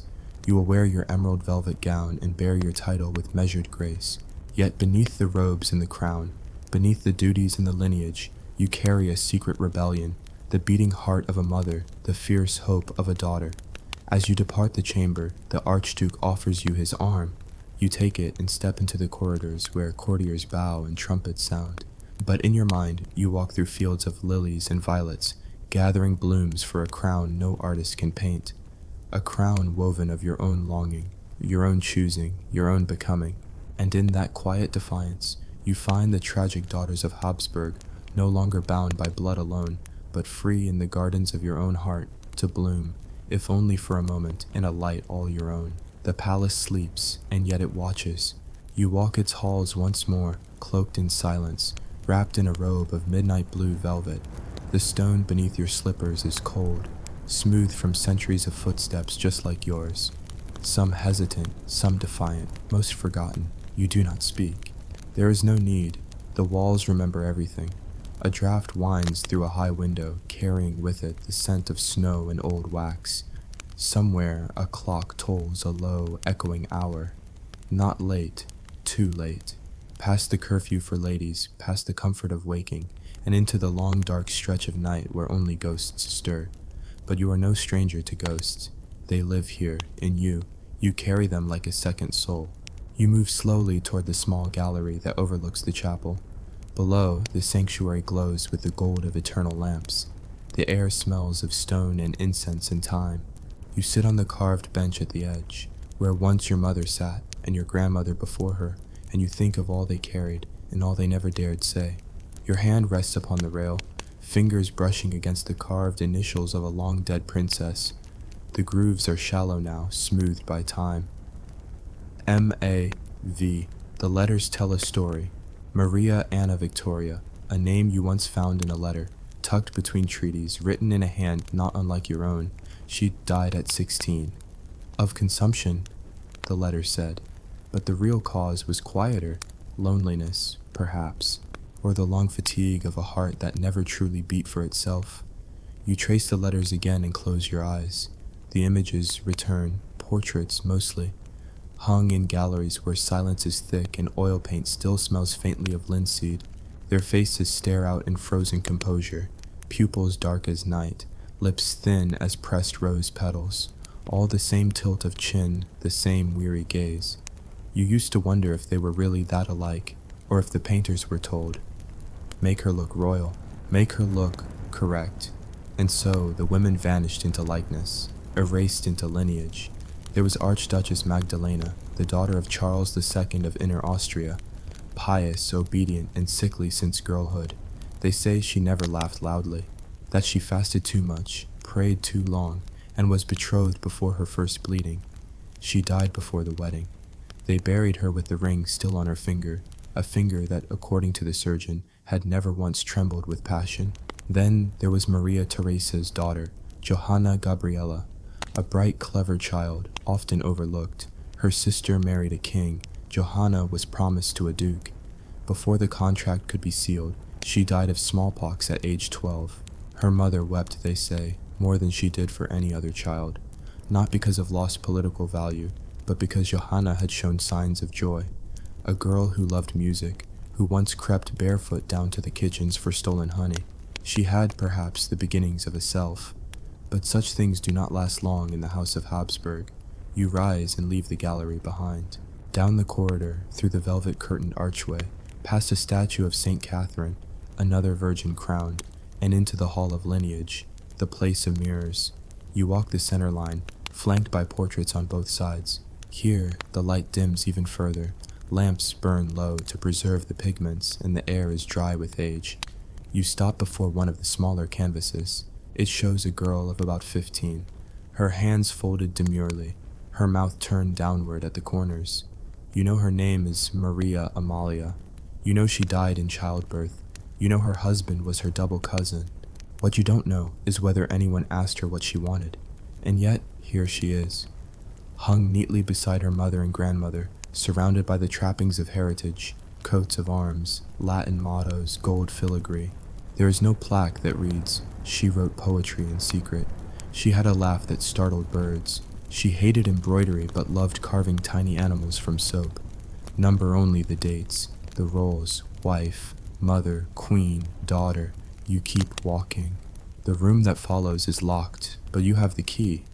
They gave it to you on your 14th birthday, along with a string of pearls and a kiss on the forehead from a man you would later call husband. You turn the key in the lock and push open the small door. It leads to a forgotten chamber, not part of the official palace. No one visits it but you. Inside, you find the scraps, a broken fan, a child's rosary, a slipper too small for even your narrow foot. Dust lies thick on everything, but the silence here is soft. A cradle sits in one corner, empty, the quilt inside still bearing a monogram. E.C.H. Eleanor Charlotte Habsburg, born 1630, died 1630. The girl who lived just 1 week. Her mother never bore another child. You kneel beside the cradle and whisper a lullaby you once heard sung in the kitchens. It has no name. It speaks only of stars and sleep and freedom. You imagine Eleanor Charlotte hearing it, feeling the warmth of breath on her cheek. Just once, just enough to carry into the dark. You light a candle and leave it by the cradle. It flickers faintly, a promise kept in silence. When you return to your own chamber, the fire has been stoked. The bed is turned down. A maid bows and disappears without a word. You sit at the dressing table and begin to undo the braid that has held your hair since morning. Pin by pin, strand by strand, you free it. It falls around your shoulders like dusk. In the mirror, you study yourself, not as princess or daughter or potential mother, but simply as you. The tilt of your brow, the small scar above your lip from a fall long ago, the tired curve of your mouth. You raise a hand and touch your cheek gently, as if unsure it's real. On the desk lies a single letter, sealed with the royal emblem. You know what it is: a proposed match, another cousin, another crown, another contract to turn your blood into a document. You place your hand over the seal and close your eyes. You do not cry. You have long since learned how to weep only inside. You open the drawer and place the letter next to the others. Unread, unburned, a quiet rebellion of unread futures. And then you climb into bed. The sheets are cool. The candle beside you flickers and hums. You lie on your back, hands folded gently over your heart, the way the portraits often show. And you think of all the women who bore this name before you, of their hopes and their sorrows and the soft ways they tried to survive. You think of the ones who never knew a moment of silence, who never touched the world outside the palace walls, who never kissed someone who wasn't assigned. You think of the prayer written in the old margins of your book: I was not born of sin, but of design. Let that not be mine to pass on. You whisper it now to yourself, to the night, and as your breath slows and your body sinks into the mattress and the candle burns low beside your bed, you feel something you have rarely known. Not peace, but presence, a stillness so complete it could almost be called your own. And in that stillness, you sleep, wrapped not in silk or politics or blood, but in the quiet memory of who you might have been, had the world ever asked. Close your eyes and let your breath slow, as though you're inhaling the faint scent of rosewater drifting from a distant fountain. Feel the hush of candlelight settling around you, soft as silk, and imagine yourself transported to a moonlit gallery in 18th century Europe. Here, in these polished halls, lineage was woven not from love, but from survival's most delicate thread: purity. Tonight, you will walk the corridors of dynasties that valued an unbroken bloodline more than a daughter's life, tracing the silent tragedies of girls born to be vessels of pedigree, never meant to live beyond the bounds of an arranged contract. You find yourself in a long corridor, its marble floor cool beneath your slippers, even as the torches burn bright in iron sconces. The walls are hung with portraits of fair-haired princesses, each face pale as moonlight, lips pressed into polite curves. Their eyes seem to follow you, solemn witnesses to the bargains made in councils of men. You run your fingertips along the gold frame of one portrait, a girl of 13 in a gown of dove-gray silk. You imagine her standing before that same hall, heart thundering, as she learned that her body, still child-soft, was to be pledged in marriage to her uncle's son. The vow was sealed not with a kiss, but with the clink of goblets raised to toast the soundness of their lineage. A ribbon of lavender smoke drifts past you, curling in the air like a phantom embrace. It comes from a brazier in the center of the hall, where incense keeps away illness, or so the court believed. The perfumed embers mask scents of fear and fever, for in those corridors, disease was whispered of as a weakness of blood. You recall the records: over 50 marriages within first cousins in a single generation of Bourbon princesses, each contract defended as a shield against foreign influence. And yet, in every case, a dancer of fate stepped between purity and survival. The plague that cut short a bride's life days after her wedding, the fever-stricken child who never made it to her 12th summer, and the marble-cold cradle left empty in the nursery. You drift toward a small antechamber, its floor strewn with petals of wilted roses. A single harpist plays there, her fingers gliding over strings in a melody that trembles with longing. You stand at the edge of her circle of light, feeling the notes wrap around your chest like a sigh. The harp's song is the sound of absence, each plucked string a gentle lament for girls who never grew old, whose names survive only in footnotes and ledger entries. You imagine each resonant chord as a heartbeat once heard in a cradle, now stilled by the demands of dynastic design. Beyond the harp's circle lies a window overlooking a courtyard of clipped hedges and statues of saints, silent guardians of vows sworn in secret chambers. The moon bathes the garden in silver, and you lean against the window's cold stone frame. You sense the breath of night air kissing your cheek, the same air that touched the faces of those princesses sent abroad to wed unknown husbands. For Princess Louise Elizabeth, it was the king of Spain's court, where she grew lonely, her letters home pleading for a familiar voice. For the Archduchess Maria Antonia, it was the Emperor of Austria's palace, where her laughter faded into hymns sung before dawn. In every case, the gossamer thread of continuity snapped under the weight of a body too small to carry a crown. A hush falls as the harpist draws her bow to a close. You step back into the corridor, your slippers whispering on marble. Candlelight flickers against tapestries woven with scenes of hunting and triumph, reminders that royalty prized conquest over compassion. Yet the true conquest here was over the flesh, over young bodies measured for desirable traits, over wombs expected to produce heirs without complaint. Genealogists pored over family trees as though they were sacred texts, pruning branches that threatened the purity of the trunk. The court physician examined every princess's teeth before betrothal, not to assess her health, but to estimate how well she might endure the demands of childbirth. A strong bite signified a robust constitution. A weak one meant a quieter union, one perhaps too fragile to bear more than a single heir. You pause before a tapestry that depicts a wedding feast in a grand hall, much like the one you've just traversed. Beneath gilded arches, courtiers raise chalices, their faces alight with celebration. You imagine the scene unfolding. The bride, that fragile girl of 14, entering in white satin, her train embroidered with pearls, her expression poised between curiosity and dread. The first toast rings out amid trumpets and drumbeat, but you know the hush that follows, the hush of a body learning its purpose, the hush of a womb as it strains to fulfill its duty.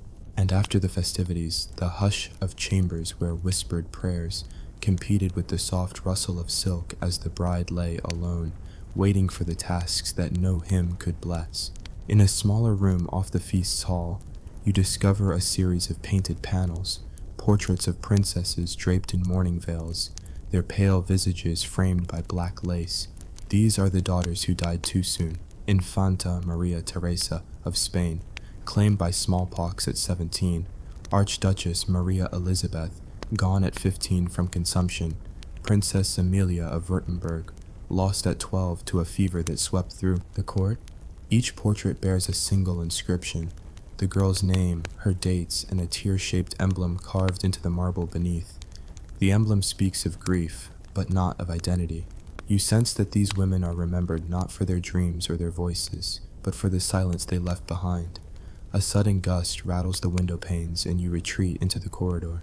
The torches gutter, and in their wavering light you glimpse a narrow door, a servant's passage leading to the kitchens and the stables. You slip through it, not wanting to break the spell of the grand halls. The servants' quarters are dim but warm, lit by brass lanterns hung on wooden posts. You inhale the aromas of stewing meats and fresh bread, scents that speak of life's simple sustenance. You see women, kitchen maids, scullery girls, whose hands bear the work of feeding a kingdom, whose laughter rings with a freedom you once craved. You realize that for them, purity is less a fetish and more an impossibility. They marry for companionship, for shared hearths, not for dynastic advantage. One cook offers you a wooden bowl of thick pea soup, ladled steaming from a pot. You accept it with a nod and taste its savory warmth. In that moment, you feel something foreign and powerful, the care of nourishment, of life sustained without ceremony. You swallow, and the soup's richness anchors you to the earth, reminding you that bodies are meant for more than contracts. They are meant to taste, to feel, to heal. You look around at the women who tend the fires in the ovens, each face lit by the flicker of lanterns and hope. You sense their solidarity, the unspoken bond of sisters who labor together, whose hearts beat together, whose futures are theirs to shape. Leaving the kitchens, you follow the passage back to the grand halls, carrying with you the lingering heat of the hearth. You return to the tapestry-lined corridor, aware of the hush that lies between scion and servant, between marble and mortar, between vow and life.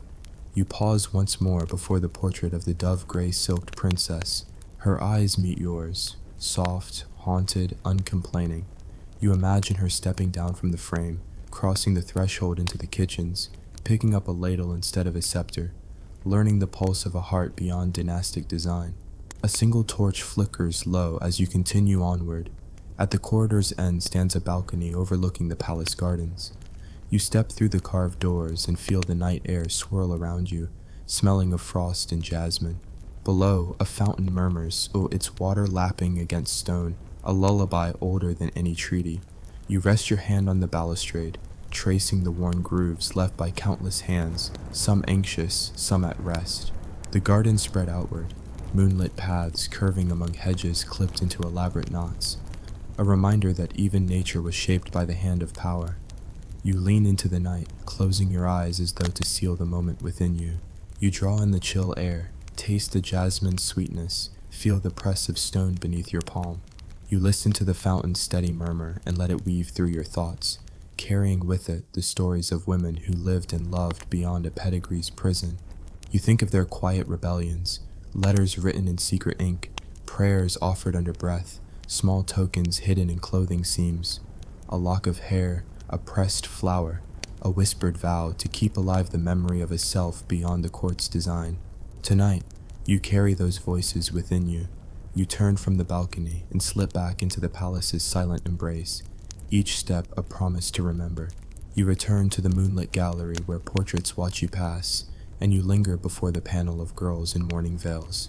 You place a finger upon one teardrop emblem, as though offering it your own compassion. You whisper their names, Louise Elizabeth, Maria Antonia, Maria Teresa, Amelia, and in that act you free them from parchment and pigment. You pause at the hearth where the lavender incense still smolders, then move to the corridor's end and push open a door to your private chamber. Within, the bed is turned down, the candle low, the hush complete. You cross to the bedside table and open the prayer book, its pages blank where you might write your own petition. Tonight, you need only breathe, only remember, only hold the quiet lives of dynasties lost to purity. You close the book and draw the covers high, your heart full of longing and lament. And as you drift towards sleep, the last image you carry is the fountain in the garden, a circle of water reflecting the moon, rippling outward in gentle waves. You imagine each wave as a daughter's sigh, each ripple as a memory seeking shore. In that tranquil circle you rest, knowing that survival need not mean purity, and that in remembrance lies the truest kind of immortality. You awaken to a soft chorus of dawn light slipping through your chamber's narrow lattice, painting the walls in pale ribbons of gold. The hush of night still clings to the air, carrying with it echoes of footsteps and whispered lullabies that linger in the corners like gentle ghosts. You lie for a moment beneath the silken sheets, fingertips brushing the stitched edge where your initials meet those of another, a vow woven into cloth that carries the weight of expectation. With a slow exhale, you rise and draw the shift about you, its linen cool and unassuming against your skin. You cross to the gilt-framed mirror, taking in your reflection. Hair dark as raven's wing, swept into coils that speak of propriety. Eyes that still hold embers of longing for escape. You trace the fine scar near your temple, souvenir of a childhood tumble in the palace gardens. A reminder that even within these walls, life can be as fragile as a dropped teacup. A lady-in-waiting arrives to offer a basin of rose-scented water. You receive it with a nod, dipping your hands into the warmth and letting the petals drift across your palms. The scent is delicate, yet it clings to you, weaving its soft grace into the fabric of the day. As you dry your hands, you notice the tremor of early morning light upon the silver basin, a quiet shimmer that promises transformation in the mundane. Dressed now in a gown of pale cerulean, threaded with threads of mother-of-pearl that catch the light like fish scales, you step into the corridor. The marble bears a sheen of dew from unseen drips in the vaulted ceiling, and your slippers whisper across its surface. You pause at a tapestry depicting a legend of forest nymphs and lost souls, its greens and browns muted with time. You recall the story your nurse told you as a child, how one nymph, betrayed by her own sisters, retreated into the earth, her song echoing in roots and stones. You feel a kinship in her sorrow, a reflection of your own silent exile. Further along, the antechamber holds a low table where a harp rests, strings still bearing the tension of last night's lament. You brush a finger across one string, drawing a single note that trembles like a solitary tear. In its resonance, you hear the unspoken grief of princesses sent abroad, to courts in frozen northlands, to desert sands, to marry strangers whose tongues turn their names into foreign echoes. You remember Infanta Isabella, who wrote home of her loneliness in Madrid, and Archduchess Maria Clara, who bent her wedding dress to dry her tears in Vienna. Their songs are woven into that single note, haunting yet beautiful. The corridors open onto a gallery of patrons and poets, each portrait a frozen verse of praise for a life lived within gilded confines. You drift before them, reading inscriptions that extol virtues you cannot claim. Her gentleness was a balm to the court. Her wisdom surpassed her years. You wonder if these words ever reached the hushed heart behind the painted veil, or if they belonged only to the hand that commissioned the canvas, to the dynasty that prized image over substance. A knock at the end of the gallery summons you to the council chamber. You enter the vaulted space where ministers gather around a table strewn with maps and dispatches. The Archduke stands at the center, his silhouette framed by stained glass, a halo of early light crowning his head. He turns as you approach and offers a curt nod, his eyes steady yet distant. Together, you preside over petitions from distant governors, pleas for grain shipments to starving provinces, requests for troops to quell rebellions, entreaties for administrative reforms that will never reach the ears of the common people. You grant each petition with solemn grace, your voice measured, your nods decisive. Yet inside, you ache for lives unseen, the mothers who wait for bread, the daughters who weep at empty hearths. When the audience ends, you and the Archduke retire to a small adjoining chamber. A brazier releases curls of lavender smoke, and on a carved oak table stand 2 cups of pomegranate wine. He pours, and you each sip, the wine tart and sweet in a single breath. He fixes you with a look, a question unspoken, and you stir the last drop on your lips before nodding. Together, you step back into the corridors, a partnership of necessity, not affection. Afternoon brings private study in the library. Rows of leather-bound volumes, each spine gilded with titles of history and philosophy. A tutor offers you Cicero's Meditations on Duty. You recite passages aloud, voice echoing between shelves. Words of service and virtue float around you, yet you feel their weight pressing against your chest, as though the text demands more than your voice can offer. You close the book and press your palm to the wood, feeling the grain beneath your hand, warm, vital, real. Later still, you are summoned to the infirmary, where the court physician waits beside a cot. He examines you with gentle detachment, eyes trained on signs of illness yet to appear. He listens for the murmur of a heart that beats not only for treaties and alliances, but for life itself. He declares your health sound, a vessel fit for dynastic continuity. You bow your thanks and leave, carrying the knowledge that your body remains prized for its endurance, not its desires. As dusk settles, you withdraw to your private gallery, a sanctuary of soft carpets and half-drawn curtains. There, a single candle burns low beside an easel where you once painted in secret. You sit before it and uncover a canvas bearing the beginnings of a scene. A lone figure walking through a forest, light breaking through the branches in golden shafts. You lay down your brush and trace the strokes with a fingertip, imagining yourself in that painting, unbound by lineage, stepping toward a horizon of your own choosing. Night deepens, and you return to the chamber where your bed awaits. A maid stokes the hearth, and you feel the warmth thaw your limbs. You slip beneath the covers, drawing the silken duvet to your chin. The world outside is bound by contracts and bloodlines, but here, under the hush of moonlight, you find space to dream. You close your eyes and breathe, letting the day's burdens fall away like petals from a fading rose. And in that tender darkness, you carry with you the stories of princesses who dared to imagine lives beyond the marble halls, daughters who cherished hearth and heart over pedigree, whose whispers became the softest rebellions against a world that prized purity above all else. You sleep, cradled by memory and hope, a living vow that survival need not bow to blood alone. You awaken to the whisper of wind through half-open shutters, the morning's first light drifting pale across your chamber floor. The air is cool against your uncovered skin, a stark contrast to the warmth of the blankets that held your dreams only moments before. You lie still, listening to the hush, the distant murmur of fountains in the courtyard below, the soft stir of a page boy passing beyond your door, the faint hum of incense burning in a private chapel somewhere deep within these walls. Everything breathes around you, stone, wood, fabric, and you sense yourself a single living note in that muted symphony. With deliberate slowness, you rise on elbow and swing your legs over the side of the bed. The shift you sleep in rustles quietly as you stand, and you step barefoot onto the cool marble. You pause, letting the tile press into your soles, and feel the firmness of the earth at the foundation of this palace. An anchor for your body, though your heart drifts elsewhere.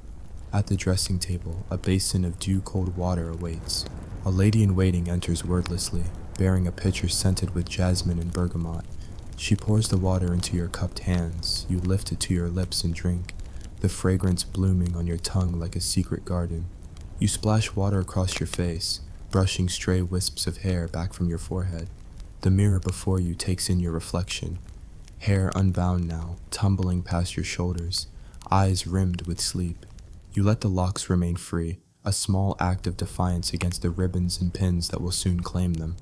You dress in a gown of pale rosé moiré silk, its fabric whispering like wings as you step into it. The bodice fits snugly, cinching your waist and accentuating the gentle swell of your breast. A sash of embroidered lilies is tied at your hip, a symbol of purity, yes, but also of hope's fragile bloom. You smooth the folds of the gown, feeling its weight settle around your calves, and turn to face the door. In the corridor, the flicker of lanterns lines the stone walls, their glow like watchful eyes. You step out, each footfall quiet, and follow the passage toward the chapel. The hush deepens as you pass beneath vaulted arches, a soft chorus of distant prayers drifting down from above. You enter the chapel through a side door, and the scent of frankincense envelops you, warm and resinous. Candles burn before icons of saints, their faces serene and sorrowful, as though they know all the secrets of mothers and daughters pressed into these stones. You kneel at a pew, your knuckles resting on the polished rail. You close your eyes and let your breath slow, tracing each inhale and exhale like a prayer in itself. You think of the princesses who knelt here before you, the girls who prayed for health in childbirth, for mercy in madness, for release from a life that belonged to dynasties rather than to themselves. You offer no words aloud, only the quiet devotion of presence. When you rise, you feel steadied, as though the hush of the chapel has seeped into your bones.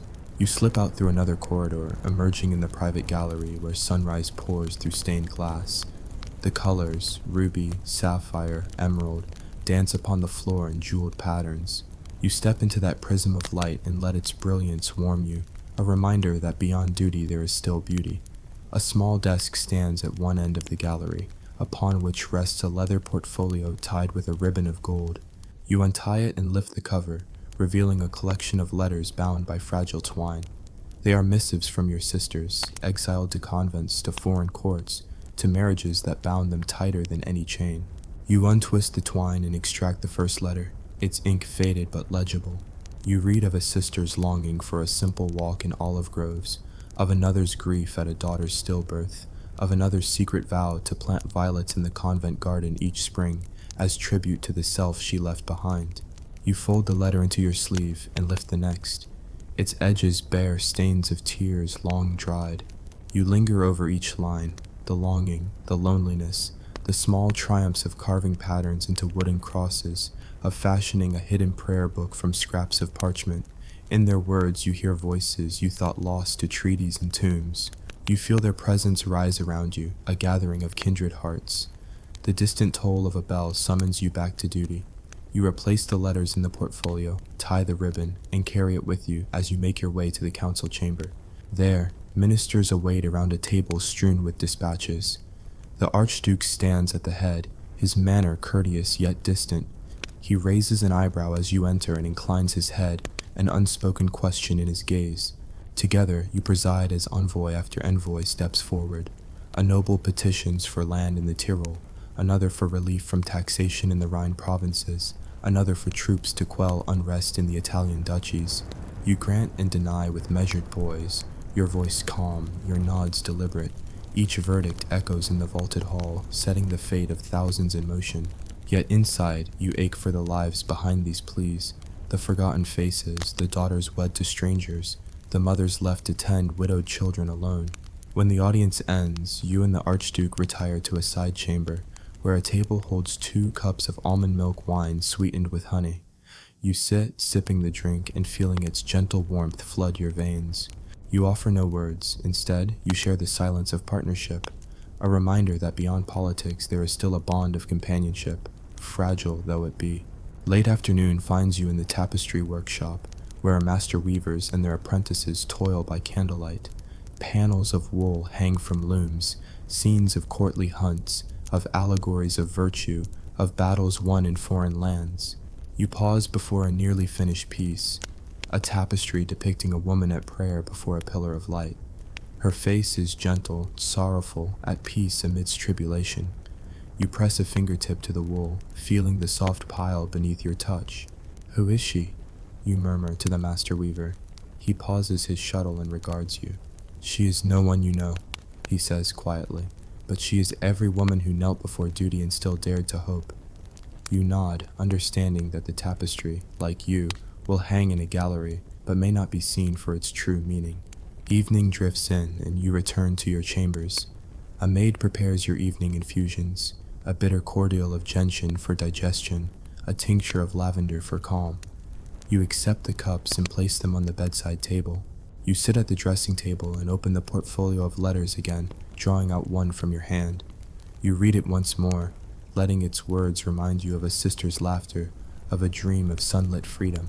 You dip a brush into a vial of ink and turn to the first blank page of your prayer book, the margins awaiting new words. You press the quill to vellum and write, "Tonight I hold the voices of sisters bound by blood and duty. May their whispers weave through my chambers like a comfort, and may our shared longing for life beyond contracts bloom in the quiet corners of this palace." You close the book and place it beneath your pillow. You rise and remove the silk gown of the day, stepping into the fine linen shift that will carry you through the night. You loosen your hair, letting it fall in dark waves around your shoulders. You draw the covers about you and lie on your side, facing the small window through which moonlight streams. Above the tiled courtyard, the moon rides high, a silent witness to the vows sworn beneath stone arches.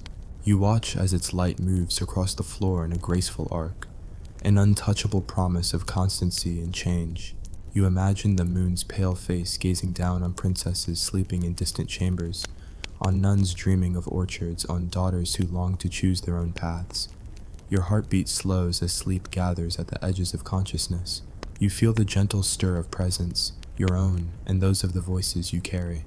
In the hush before dreams, you rest in the certainty that survival need not bow entirely to purity, and that in remembrance lies a power stronger than any contract.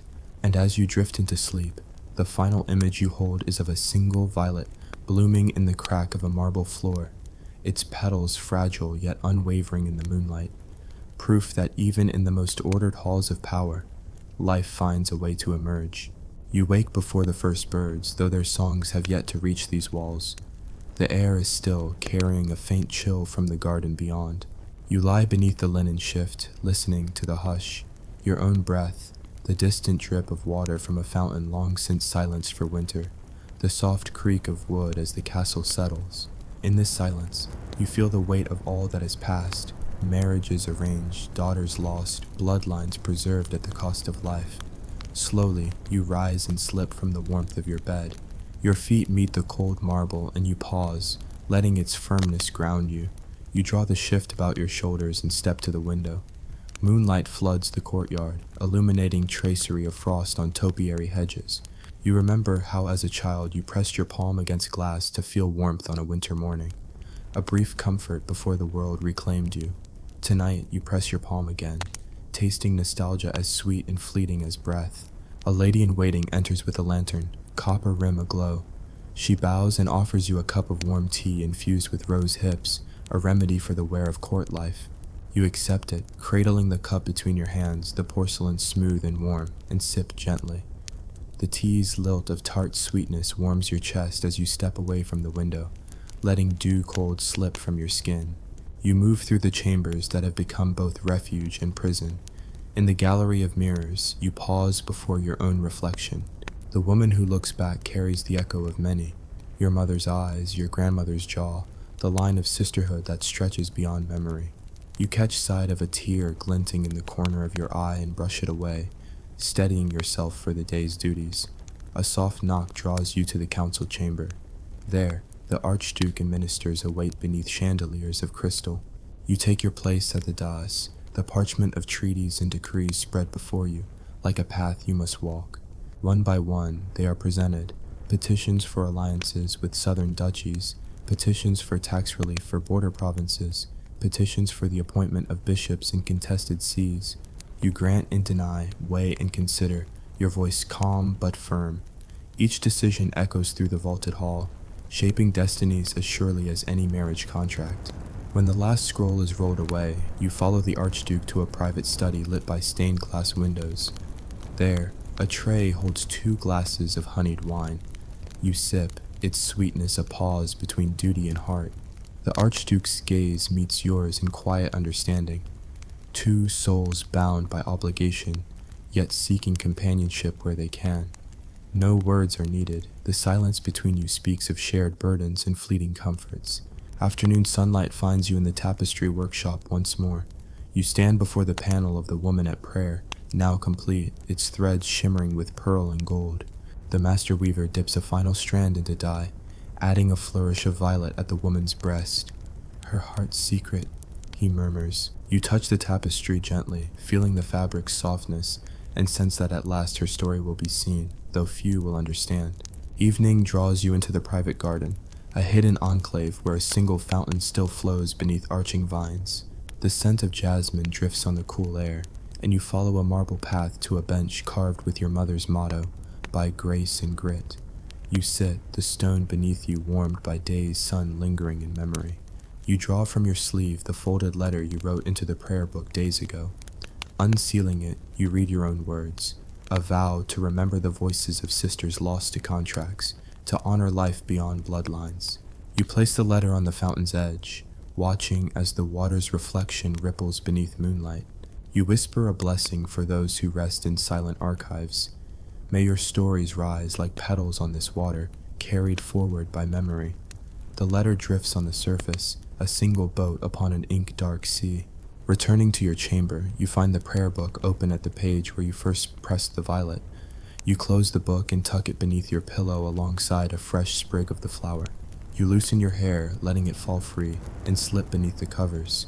The chamber is warmed by a single candle, its flame steady against the night's hush. You lie on your back, arms folded across your heart, and imagine a field beyond the palace walls, wild violets swaying beneath a boundless sky. You see yourself there, unbound by gowns and treaties, free to walk until dawn.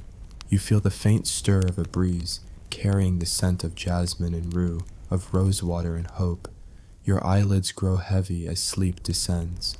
In the quiet, you hear the softest of melodies, a child's lullaby sung in a tongue you half remember from childhood.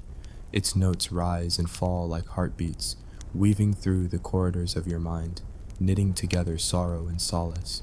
And in that gentle lullaby, you find your final answer, that even in halls where purity once outweighed survival, life persists in the smallest rebellions. Letters set adrift, violets pressed in pages, voices whispered into history's ear.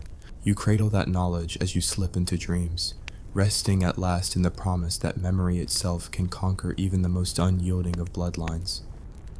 Close your eyes and draw in a gentle breath, as though you're inhaling the soft scent of incense curling through a stone-arched chapel.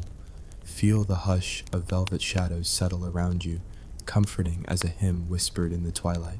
Tonight, you step beyond these walls into a world where faith and blood entwined so tightly that daughters of kings became both altar and sacrament, their bodies offered in marriages deemed holy by priest and monarch alike. You awaken in a long, narrow chamber lit by a single taper, its flame flitting like a prayer on the verge of wordless release. The walls rise in rough-hewn stone, each block carved by hands that once shaped the very foundations of empire. Tapestries hang in solemn procession, scenes of saints interceding for sovereigns, of angels blessing crowns, of apostles bearing witness to the divine right of kings. Their colors have faded to whispers of ochre and gray, yet their imagery endures. You recognize the haloed figures as your godparents in spirit, sanctifying the union of kin and kin, uncle to niece, cousin to cousin, in the name of preserving the bloodline. Your feet, wrapped in silk stockings, press into the cool flagstones as you rise. You draw the hemp linen shift about you, its rough weave a reminder that even royalty cannot escape the earth's humble textures. In the corner, a basin of lukewarm water scented with rose petals waits beside a pewter ewer. You step forward and dip your hands into the fragrant pool, letting the water sluice away the residue of sleep and sorrow alike. At the dressing table stands a lady in waiting, her cotton coif framed by a rosary of carved ivory beads. She fastens a silk cotehardie of deep burgundy at your waist, the color of penitence, of wine used in mass. of blood both spilled and sanctified. The bodice is stiff with boning, its lace tension tightening across your ribcage, pressing your breath into a measured hymn. You feel the weight of prayer woven into every seam. Beyond the chamber door lies the corridor, its vault supported by columns carved with twisting vines and cherubim bearing crowns. Incense smoke drifts in soft tendrils through iron grates set into the floor, wafting from crypts below, where bishops and barons lie entombed in silent adoration of dynastic decree. You follow the ribbon of smoke toward the chapel's side door, guided by a single shaft of moonlight that glimmers pale as a widow's veil. The chapel is hushed, its nave washed in moonlit silver. Pews of polished oak stand empty, their carved ends depicting scenes from Genesis, Adam and Eve, Cain and Abel, Isaac and Rebekah. You recall the scriptures that were used to justify royal unions of the closest kin, that Abraham married his half-sister, that Lot's daughters bore children by their father to preserve lineage, that Moses' own laws forbade marriage only to nieces and aunts, leaving first cousins and uncles free beneath God's law. In this chamber, the biblical precedents carved into the wood seem to murmur their assent to the union spoken of in hushed council chambers. You step forward, rest your palm upon the smooth wood of a pew, tracing the relief of Isaac raising the knife above his son, an echo of sacrifice woven into sacred story. You imagine those fathers and mothers who stood before this very altar, bound by oaths sworn over chalice and paten. Their vows were recorded in parchment scrolls sealed with ecclesiastical wax, their contracts blessed by bishops whose robes swept the stone floor in silent benediction. A flicker of movement draws your gaze to the high altar, where a single priest in ivory surplice kneels before a gilded crucifix. His hands rise in blessing as you approach, and he intones a soft benediction over your bowed head. The words are ancient, spoken first in Latin on behalf of sovereigns seeking God's favor for marriages of consanguinity. You feel the trace of his breath across your hair, the weight of his croissant stamped upon your brow, marking you as chosen. Behind you, a procession of well-born women files in, daughters of dukes, nieces of emperors, cousins of kings. Each wears the same expression, eyes downcast, hands folded upon the swell of her gown, lips curved in a practiced serenity. Their faces are pale and still, as though painted by artists who knew to record only their devotion, never their dread. You stand among them, a silent sisterhood consecrated by necessity. The priest steps back and raises his arms, offering the invocation. May the Lord bless this union and keep it in his mercy, that his divine law may shine forth in perpetual harmony of blood and faith. The chorus of voices behind you, a soft susurration of prayer, rises and falls in gentle response. You feel their breath against your nape, a tidal undulation of longing and resignation. You step forward to the foot of the altar, where two gilded chairs have been set to receive the bride and groom. They stand just beyond your sight, a cousin of your own kin, bound by the same vows and the same trust in divine sanction. The choir's psalm drifts from the loft above, petals of song dropped in rhythmic cadence. Behold, how good and how pleasant it is for brethren to dwell together in unity.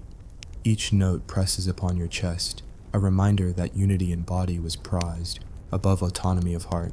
Your name is called, and you kneel upon the velvet-covered prie-dieu. The chalice of consecrated wine and the paten of host rest upon a small table beside you. A midwife waits to hold your hand, her fingers cool and steady. You close your eyes as the priest places his hand upon your shoulder and utters the formula. I, name take you, my kinsman, to be my lawful wedded husband, in accordance with the laws of God and his church, to the end that our bloodline may remain, pure, unalloyed by foreign seed. The words ripple through you, a silent tide that washes away your sense of self, leaving behind only the vessel you were meant to be. A single tear pools at the corner of your eye, but you do not wipe it away. Instead, you bow your head as the choir's refrain swells, voices intertwined in holy consonants. Ubi caritas et amor Deus ibi est. When the final Amen fades and the priest descends the steps of the altar, you rise, curtsy, and step away into the nave. The moonlight catches the train of your gown, painting you in spectral glow.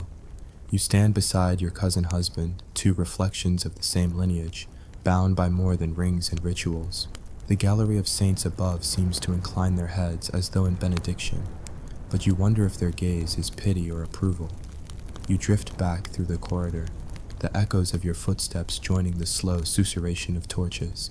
You pass the crypt door, its iron grillwork etched with lilies and serpent entwined, a symbol of purity and sin, of bloodline upheld at the edge of transgression. You press your palm to the cool metal and remember the bones beneath. Abbots and archbishops interred for their service to both God and sovereign. In your private chamber, the bed awaits. A maid draws back the silken covers and lays a single white lily upon the pillow, a token of the morning sacrifice, of innocence offered at the altar of dynastic necessity. You slip beneath the linen and close your eyes, feeling the hush gather around your heart.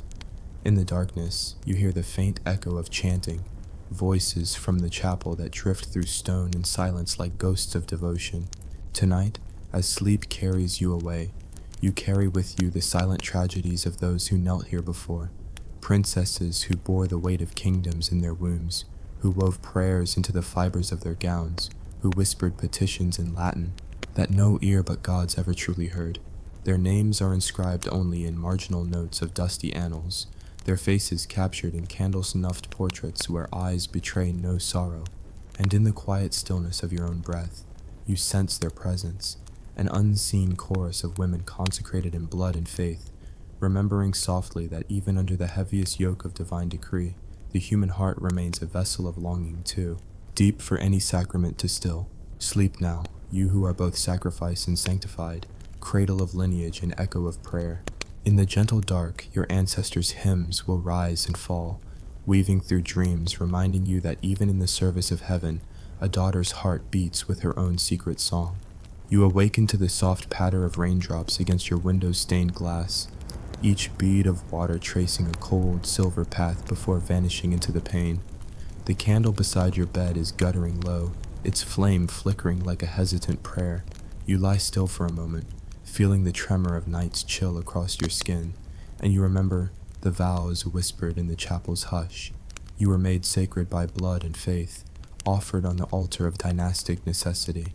Here, in the quiet aftermath, you feel both consecrated and abandoned. You rise and draw the shift about your shoulders, its linen rougher than memory suggests. A lady-in-waiting stands by with a ewer of water scented faintly with myrrh and frankincense. You lift the bowl to your lips, tasting the resinous sharpness of incense meant to ward off spiritual impurity. You let the water spill across your wrist, feeling the cleansing promise of baptismal waves, though you know no baptism could wash away the legacy written in your genes. Your gown for the morning awaits upon a velvet cushion, a coat hardy of midnight blue, trimmed in ivory lace and dotted with tiny garnets, each a promise of divine favor. The hue reminds you of the night sky glimpsed through the chapel's rose window, when the moon's light streamed across the altar in pale ribbons. As the lady-in-waiting helps you don each layer, you feel the weight of prayer stitched into every seam, each thread a testament to the belief that purity of blood is a holy gift. Stepping into the corridor, you pause at the chapel's entrance, where candle smoke drifts through carved wooden grills like ghostly benedictions. You catch a glimpse of the high altar, abandoned now to moonlight and silent echoes. The choir loft above lies empty, but you hear still the faintest echo of chant, as though the stones themselves remember the voices raised in sacred harmony. You continue onward, following the corridor's curve until you reach the audience chamber, its tapestry-lined walls draped in crimson velvet. Courtiers and clerics stand assembled before you and your cousin husband, their faces solemn beneath hoods and veils. A bishop in scarlet robes steps forward, holding a bound volume, the Register of Unions blessed by the Archdiocese. He opens it to a fresh page, gilded letters spelling your name and that of your kinsman, and he intones the formal decree, your marriage, solemnized before God, sanctioned by the Church, a union of the purest lineage. You repeat the affirmation, your voice steady but quiet. In the sight of heaven and before this holy court, I pledge myself in blood and faith. The words resonate against vaulted stone, binding you again to the handprint of tradition, each syllable a weight upon your chest. Your cousin husband's nod is the final stroke, and the council breaks into solemn applause, soft as the rustle of altar cloth, but no less deafening in its reminder that you belong now not to yourself, but to the realm. The day stretches on in a haze of ritual and protocol. You attend Mass in the Grand Basilica, where sunlight filters through stained glass like spilled jewels.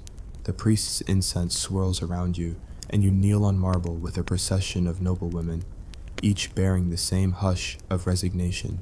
You sip the consecrated wine, tasting only the bitterness of wine steeped in obligation, and you feel the cross pressed into your palm, the imprint of sacrifice left upon your flesh. Later, you process through the palace gardens, trailing behind an escort of prelates and pages. The rain has ceased, leaving petals glistening and paths slick with memory. You pause at a fountain carved with images of saints who were once martyrs, their faces serene in perpetual stone. You watch the water slip over their lips, and you think of the daughters like yourself, offered as sacrifice to preserve a bloodline, who never lived to see the summer roses bloom. In a secluded arbor, the duchess of your cousin husband's court awaits, bearing gifts of pomegranate and myrtle, symbols of fertility and marriage. She offers you a cluster of seeds in a silver dish, urging you to plant them in your private garden.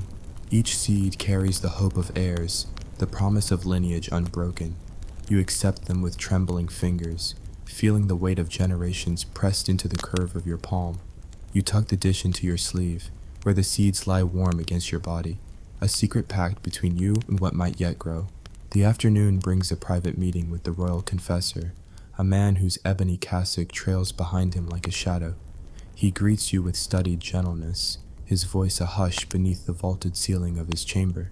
He offers you a book of meditations on the virtues of consanguinity, passages drawn from church fathers who counseled that marriages among kin were blessed, that purity of blood was a reflection of divine order. You open the book and read of Abraham's own kin marriages, of St. Augustine's acceptance of uncles and nieces, of decrees that permitted first cousins to wed at the will of prince and prelate. Each passage is a stone in the wall erected around your life, each argument a chain to be worn in faith's name. You close the volume with a soft sigh and look up at the confessor's eyes, black as a psalm book's pages. He speaks of your duty, your calling, your sanctification through union. He reminds you that God's grace flows through pure veins, that your children will be heirs not only to titles but to a divine legacy. You nod, though the words feel hollow in your ears, echoing in a chamber where your own voice was never asked. As dusk falls, you withdraw to your private gallery, a ring of windows overlooking candlelit cloisters.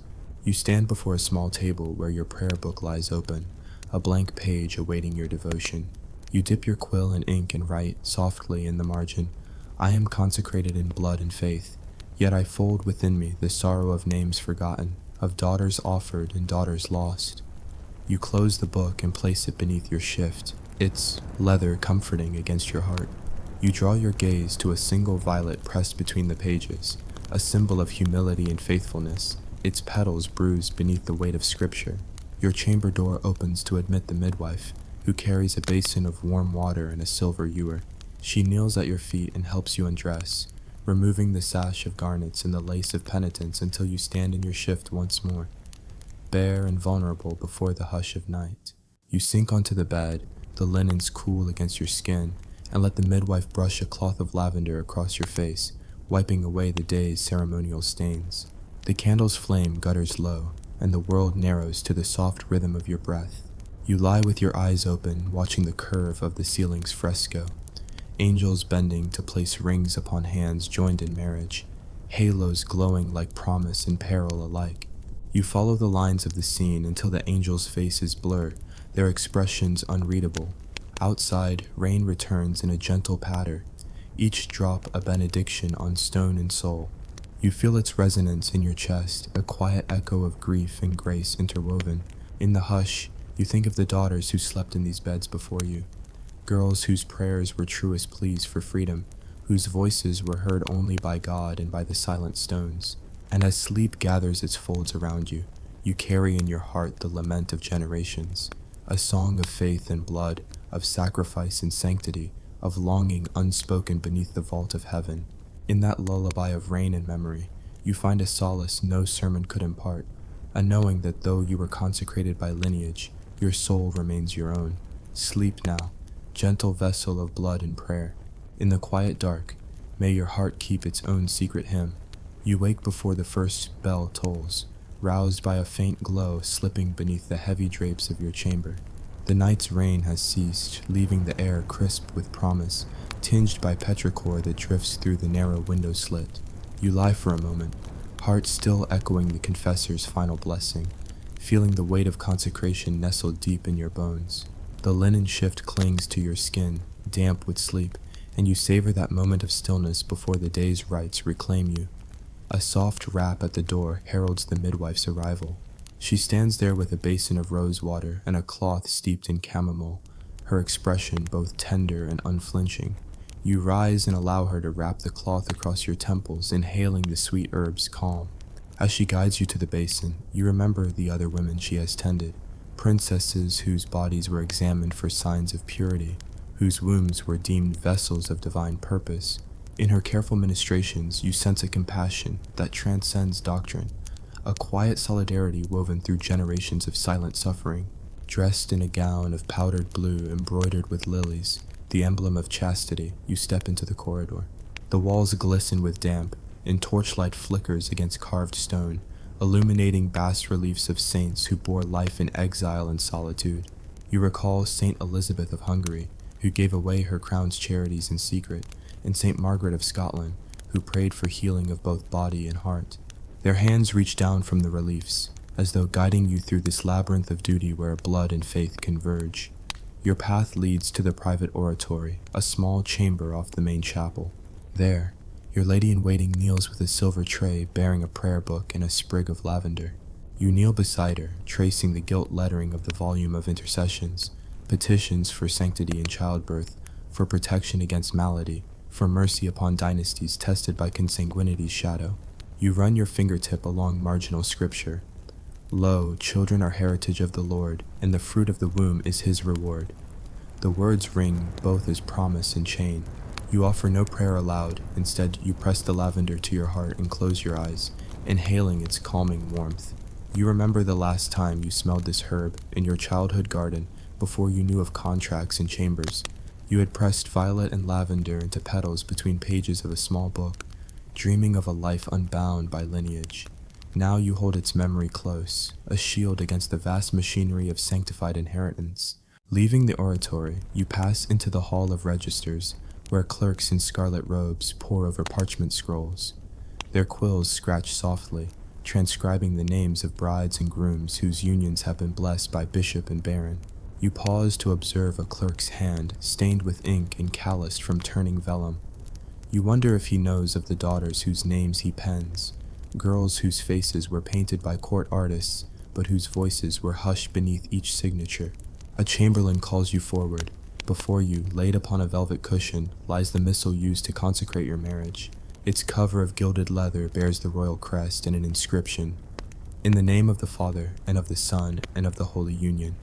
You lower yourself to accept the book, running a reverent fingertip across its illuminations, miniatures of angels crowning sovereigns, of Mary kneeling before Bethlehem's straw, of Christ blessing a lineage of kings.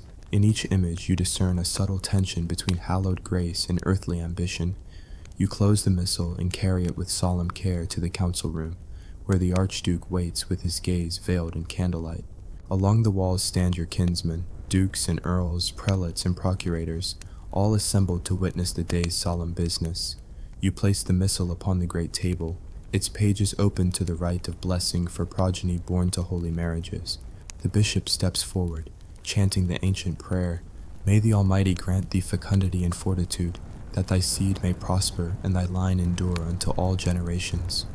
The words echo in the vaulted chamber, stirring the torches into gentle flicker. You feel the air thicken with incense once more, and you breathe deeply, savoring the confluence of smoke and scripture. Behind you, the presence of your cousin husband looms, steady, reassuring. He clasps your gloved hand, offering a brief touch that speaks of solidarity in this grand design. Together, you witness the pronouncement, and as the bishop's crozier taps the missal's spine, you sense the weight of expectation descend anew. A clamor of servants arises, as the procession forms to escort you both to the great hall for the feast of Thanksgiving. In its high windows, stained glass glows with pale morning light, casting jewel-toned reflections upon marble floors. You walk the length of the hall, your train sweeping behind like a banner of sacrifice. Duchess and Duchess in waiting stand at either side, offering curtsies of blessing. Their eyes flicker with sympathy, some pity, some envy, yet their voices carry only polished acclamations. Long live the union ordained in faith, and you respond with a low bow, lips curved in courtly propriety, though your heart quivers like a veiled candle. The feasting begins, an elaborate pageant of roast swan and spiced custards, of sugar sculptures shaped like heraldic beasts. Silver platters gleam under candelabras' glow. You partake sparingly, aware that each morsel is laced with metaphor. The swan's purity, the custard's smoothness, the sugar's fleeting sweetness. You taste each flavor as though deciphering a parable, weighed, measured, scrutinized beneath every curving spoon. Amid the revelry, a minstrel steps forth, lute in hand, to sing a ballad of dynastic triumph. His voice is silken, weaving a tale of ancestor and empire, of battles fought and marriages sealed in holy accord. But beneath the verses you detect a melancholy undercurrent. Lines praising blood's unbroken stream slip into refrains mourning daughters lost to the cause. The room stills as the final note fades, and you close your eyes, letting the music's ache wash through you. After the feast, you withdraw to the orangery, a heated chamber of citrus trees in terracotta pots, their blossoms exhaling night's perfume. Lanterns hang from trellises, casting dappled light across marble benches. You wander through this grove of blossoms, your gown rustling like the heartbeats of women who have walked these paths before. Each orange's fragrance summons memories of youth, of laughter ringing through sunlit groves before the first contract was drawn. You pause by a fountain at the grove's center, an alabaster statue of a nymph holding a bowl from which water spills in gentle arcs. Moss lines the fountain's edges, and you crouch to dip your fingertips into the cool liquid. In its tremulous surface you see your reflection, a princess consecrated in blood and faith, eyes wide with longing for agency. You taste the water on your lips, clear, unalloyed, and wonder what solace lies beyond the walls of crown and church. Your lady-in-waiting appears, bearing a small casket of parchment scrolls. Within them are the petitions of your subjects, pleas for grain, for justice, for mercy upon widows and orphans. You unfold the scrolls and read lines penned by trembling hands, the voices of women who bear children by the pier, of mothers whose sons march to distant wars, of daughters forced into service beneath foreign crowns. Their petitions are a mirror of your own entreaty, to be heard beyond the sanction of priest and prince. You roll the scrolls and tuck them into your gown's inner pocket. As you rise, you feel their presence against your hip, a quiet rebellion encoded in vellum. You press your hand to the pocket and whisper a vow, that their voices will not fade into the archives, that you will carry their laments as your own. Dusk falls as you make your way to the crypt beneath the chapel, a place forbidden to most. The entrance is guarded by two acolytes who step aside at your approach, their faces somber in the torchlight. You descend the stone steps, each echoing footfall like a tolling bell, until you emerge into a vaulted chamber lined with sarcophagi. The air is cool and still, redolent of earth and eternity. You approach one tomb in particular, a marble sarcophagus bearing the recumbent effigy of a princess whose name is lost to time. The inscription above her reads only, "Here lies a daughter consecrated, her life shaped by vows beyond her choosing." You kneel before her, the torch's glow dancing on marble pallor, and trace the carved folds of her gown. You feel the hush of ages settle into your bones, a communion of silent souls consecrated in service to blood and faith. You bow your head and whisper a prayer, not for your own sanctification, but for her release, for all who rest here, that their spirits find peace beyond the contracts that bound them, that their sorrow be transformed into memory's gentle flame. In that moment, you sense a kinship deeper than lineage, a bond of shared sacrifice woven through centuries. Arising from the tomb, you ascend the steps into the chapel's dusk. The moon has climbed higher, spilling pale light through the rose window, and you trace its pattern of petals and thorn, a symbol of the union of grace and suffering. You step into the nave and press your palm against the cold font where holy water still glimmers, and you drink deeply of memory's tide. Back in your chamber, the candle on your bedside table has burned low. You unlatch the prayer book and open it to a blank page. With a trembling hand, you write, In the hollow of consecration, I found the echo of your voices. May faith grant you more than the violence of vows. May it lift your spirits to rooms beyond stone, beyond blood, beyond the echoes of altar and crypt. You place the book beneath your pillow, its unsaid words settling like prayers beneath your slumbering head. You slip beneath the linen covers and lie on your side, facing the window. The moonlight dances across the chamber floor, weaving patterns of light and shade like prayers unanswered. And as sleep draws its veil, you feel the hush of dawn before it arrives, the breath of a world where daughters may one day claim their own sanctity, beyond the dictates of dynasty and doctrine. In that fragile hope, you find the final solace, that even within blood consecrated by faith, the human heart may yet be its own hymn. You wake in the gray hush before dawn, the last candle guttering low against the chill that seeps through the stone walls. Your chamber is silent except for the distant toll of the monastery bell, a voice calling the faithful to prayer even now, in these early hours. You lie for a moment beneath the linen shift, feeling the cool air on your skin and recalling the heavy scent of incense that clung to your hair yesterday. You breathe in slowly, tracing the echo of the confessor's final words, and let their weight settle into memory's hush. Carefully, you slip from the bed and wrap the shift about you. Your feet meet the polished marble floor, and you pause, allowing the cold to ground you in the present. You cross to the dressing table where a basin of water waits, scented faintly with rose and myrrh. A lady-in-waiting offers you a cloth, and you wash your face in silence, each drop of water a benediction against the ministrations of yesterday's rites. As the cloth brushes your eyes, you feel the tremor of your own pulse, alive beneath the mantle of consecration. You rise and step into your gown for the day, a coat-hardy of midnight purple, trimmed with silver thread that catches the lantern's glow like dewdrops on a spider's web. The color recalls the bruised sky at vespers, the liminal hour between light and dark, a fitting symbol for a daughter consecrated at the threshold of blood and faith. The bodice is laced tight, reinforcing the heaven-ward aspiration woven into every seam. Each stitch whispers of devotion, of the belief that your very flesh is an offering to divine order. Pausing by the window, you draw back the drapes and look out into the courtyard, still wet with dawn's dew. The rose bushes bow beneath their burden, petals falling like tear-soft blessings onto the cobblestones. You recall the midwife's gentle touch as she tended your brow, the confessor's hand as he anointed your soul. Here, in the quiet stirrings of life reawakening, you sense a kinship with the garden's fragile blooms, each given life only to be plucked, offered, remembered. Your path leads to the oratory, where morning prayers construct a silent bridge between earth and heaven. You kneel on the stone floor, the prayers of the sisters drifting through the archways like veils of sound. You clasp your folded hands and let your breath fall into the rhythm of the chant, Domine exaudi orationem meam, and thou, O Lord, in the morning shalt hearken unto my voice. The words, half in Latin, half in your mother tongue, weave a tapestry of continuity, ancient as the scriptures, as personal as your own whispered yearnings. After prayers, you follow the corridor to the infirmary, where the court physician awaits with his tinctures and tonics. He greets you with a respectful bow and extends a crystalline vial of rosehip cordial. To restore the blood, he says, though you suspect it is to steady a heart weighed by duty. You sip the warm liquid and feel its bittersweet warmth kindle your veins. The physician checks your pulse, murmuring observations of your health that echo in your mind like sacred verses.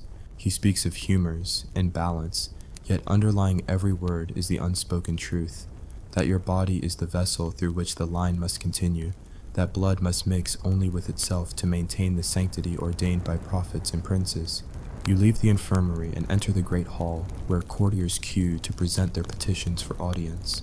A noble woman kneels before you, tears gleaming in her eyes as she presents a petition for relief from taxation after the harvest's failure. You extend a gloved hand to accept the scroll, your fingertips brushing against parchment stained with hope and desperation. You read the petition in measured silence, your gaze lifting to meet hers. You grant her plea with a soft nod, your voice steady. May God preserve thee and thine. The woman rises, trembling yet grateful, and you watch her retreat, carrying with her a fragment of your own compassion. Between audiences, you slip into the tapestry gallery, a quiet refuge where the looms weft and warp speak of human labor untainted by doctrine.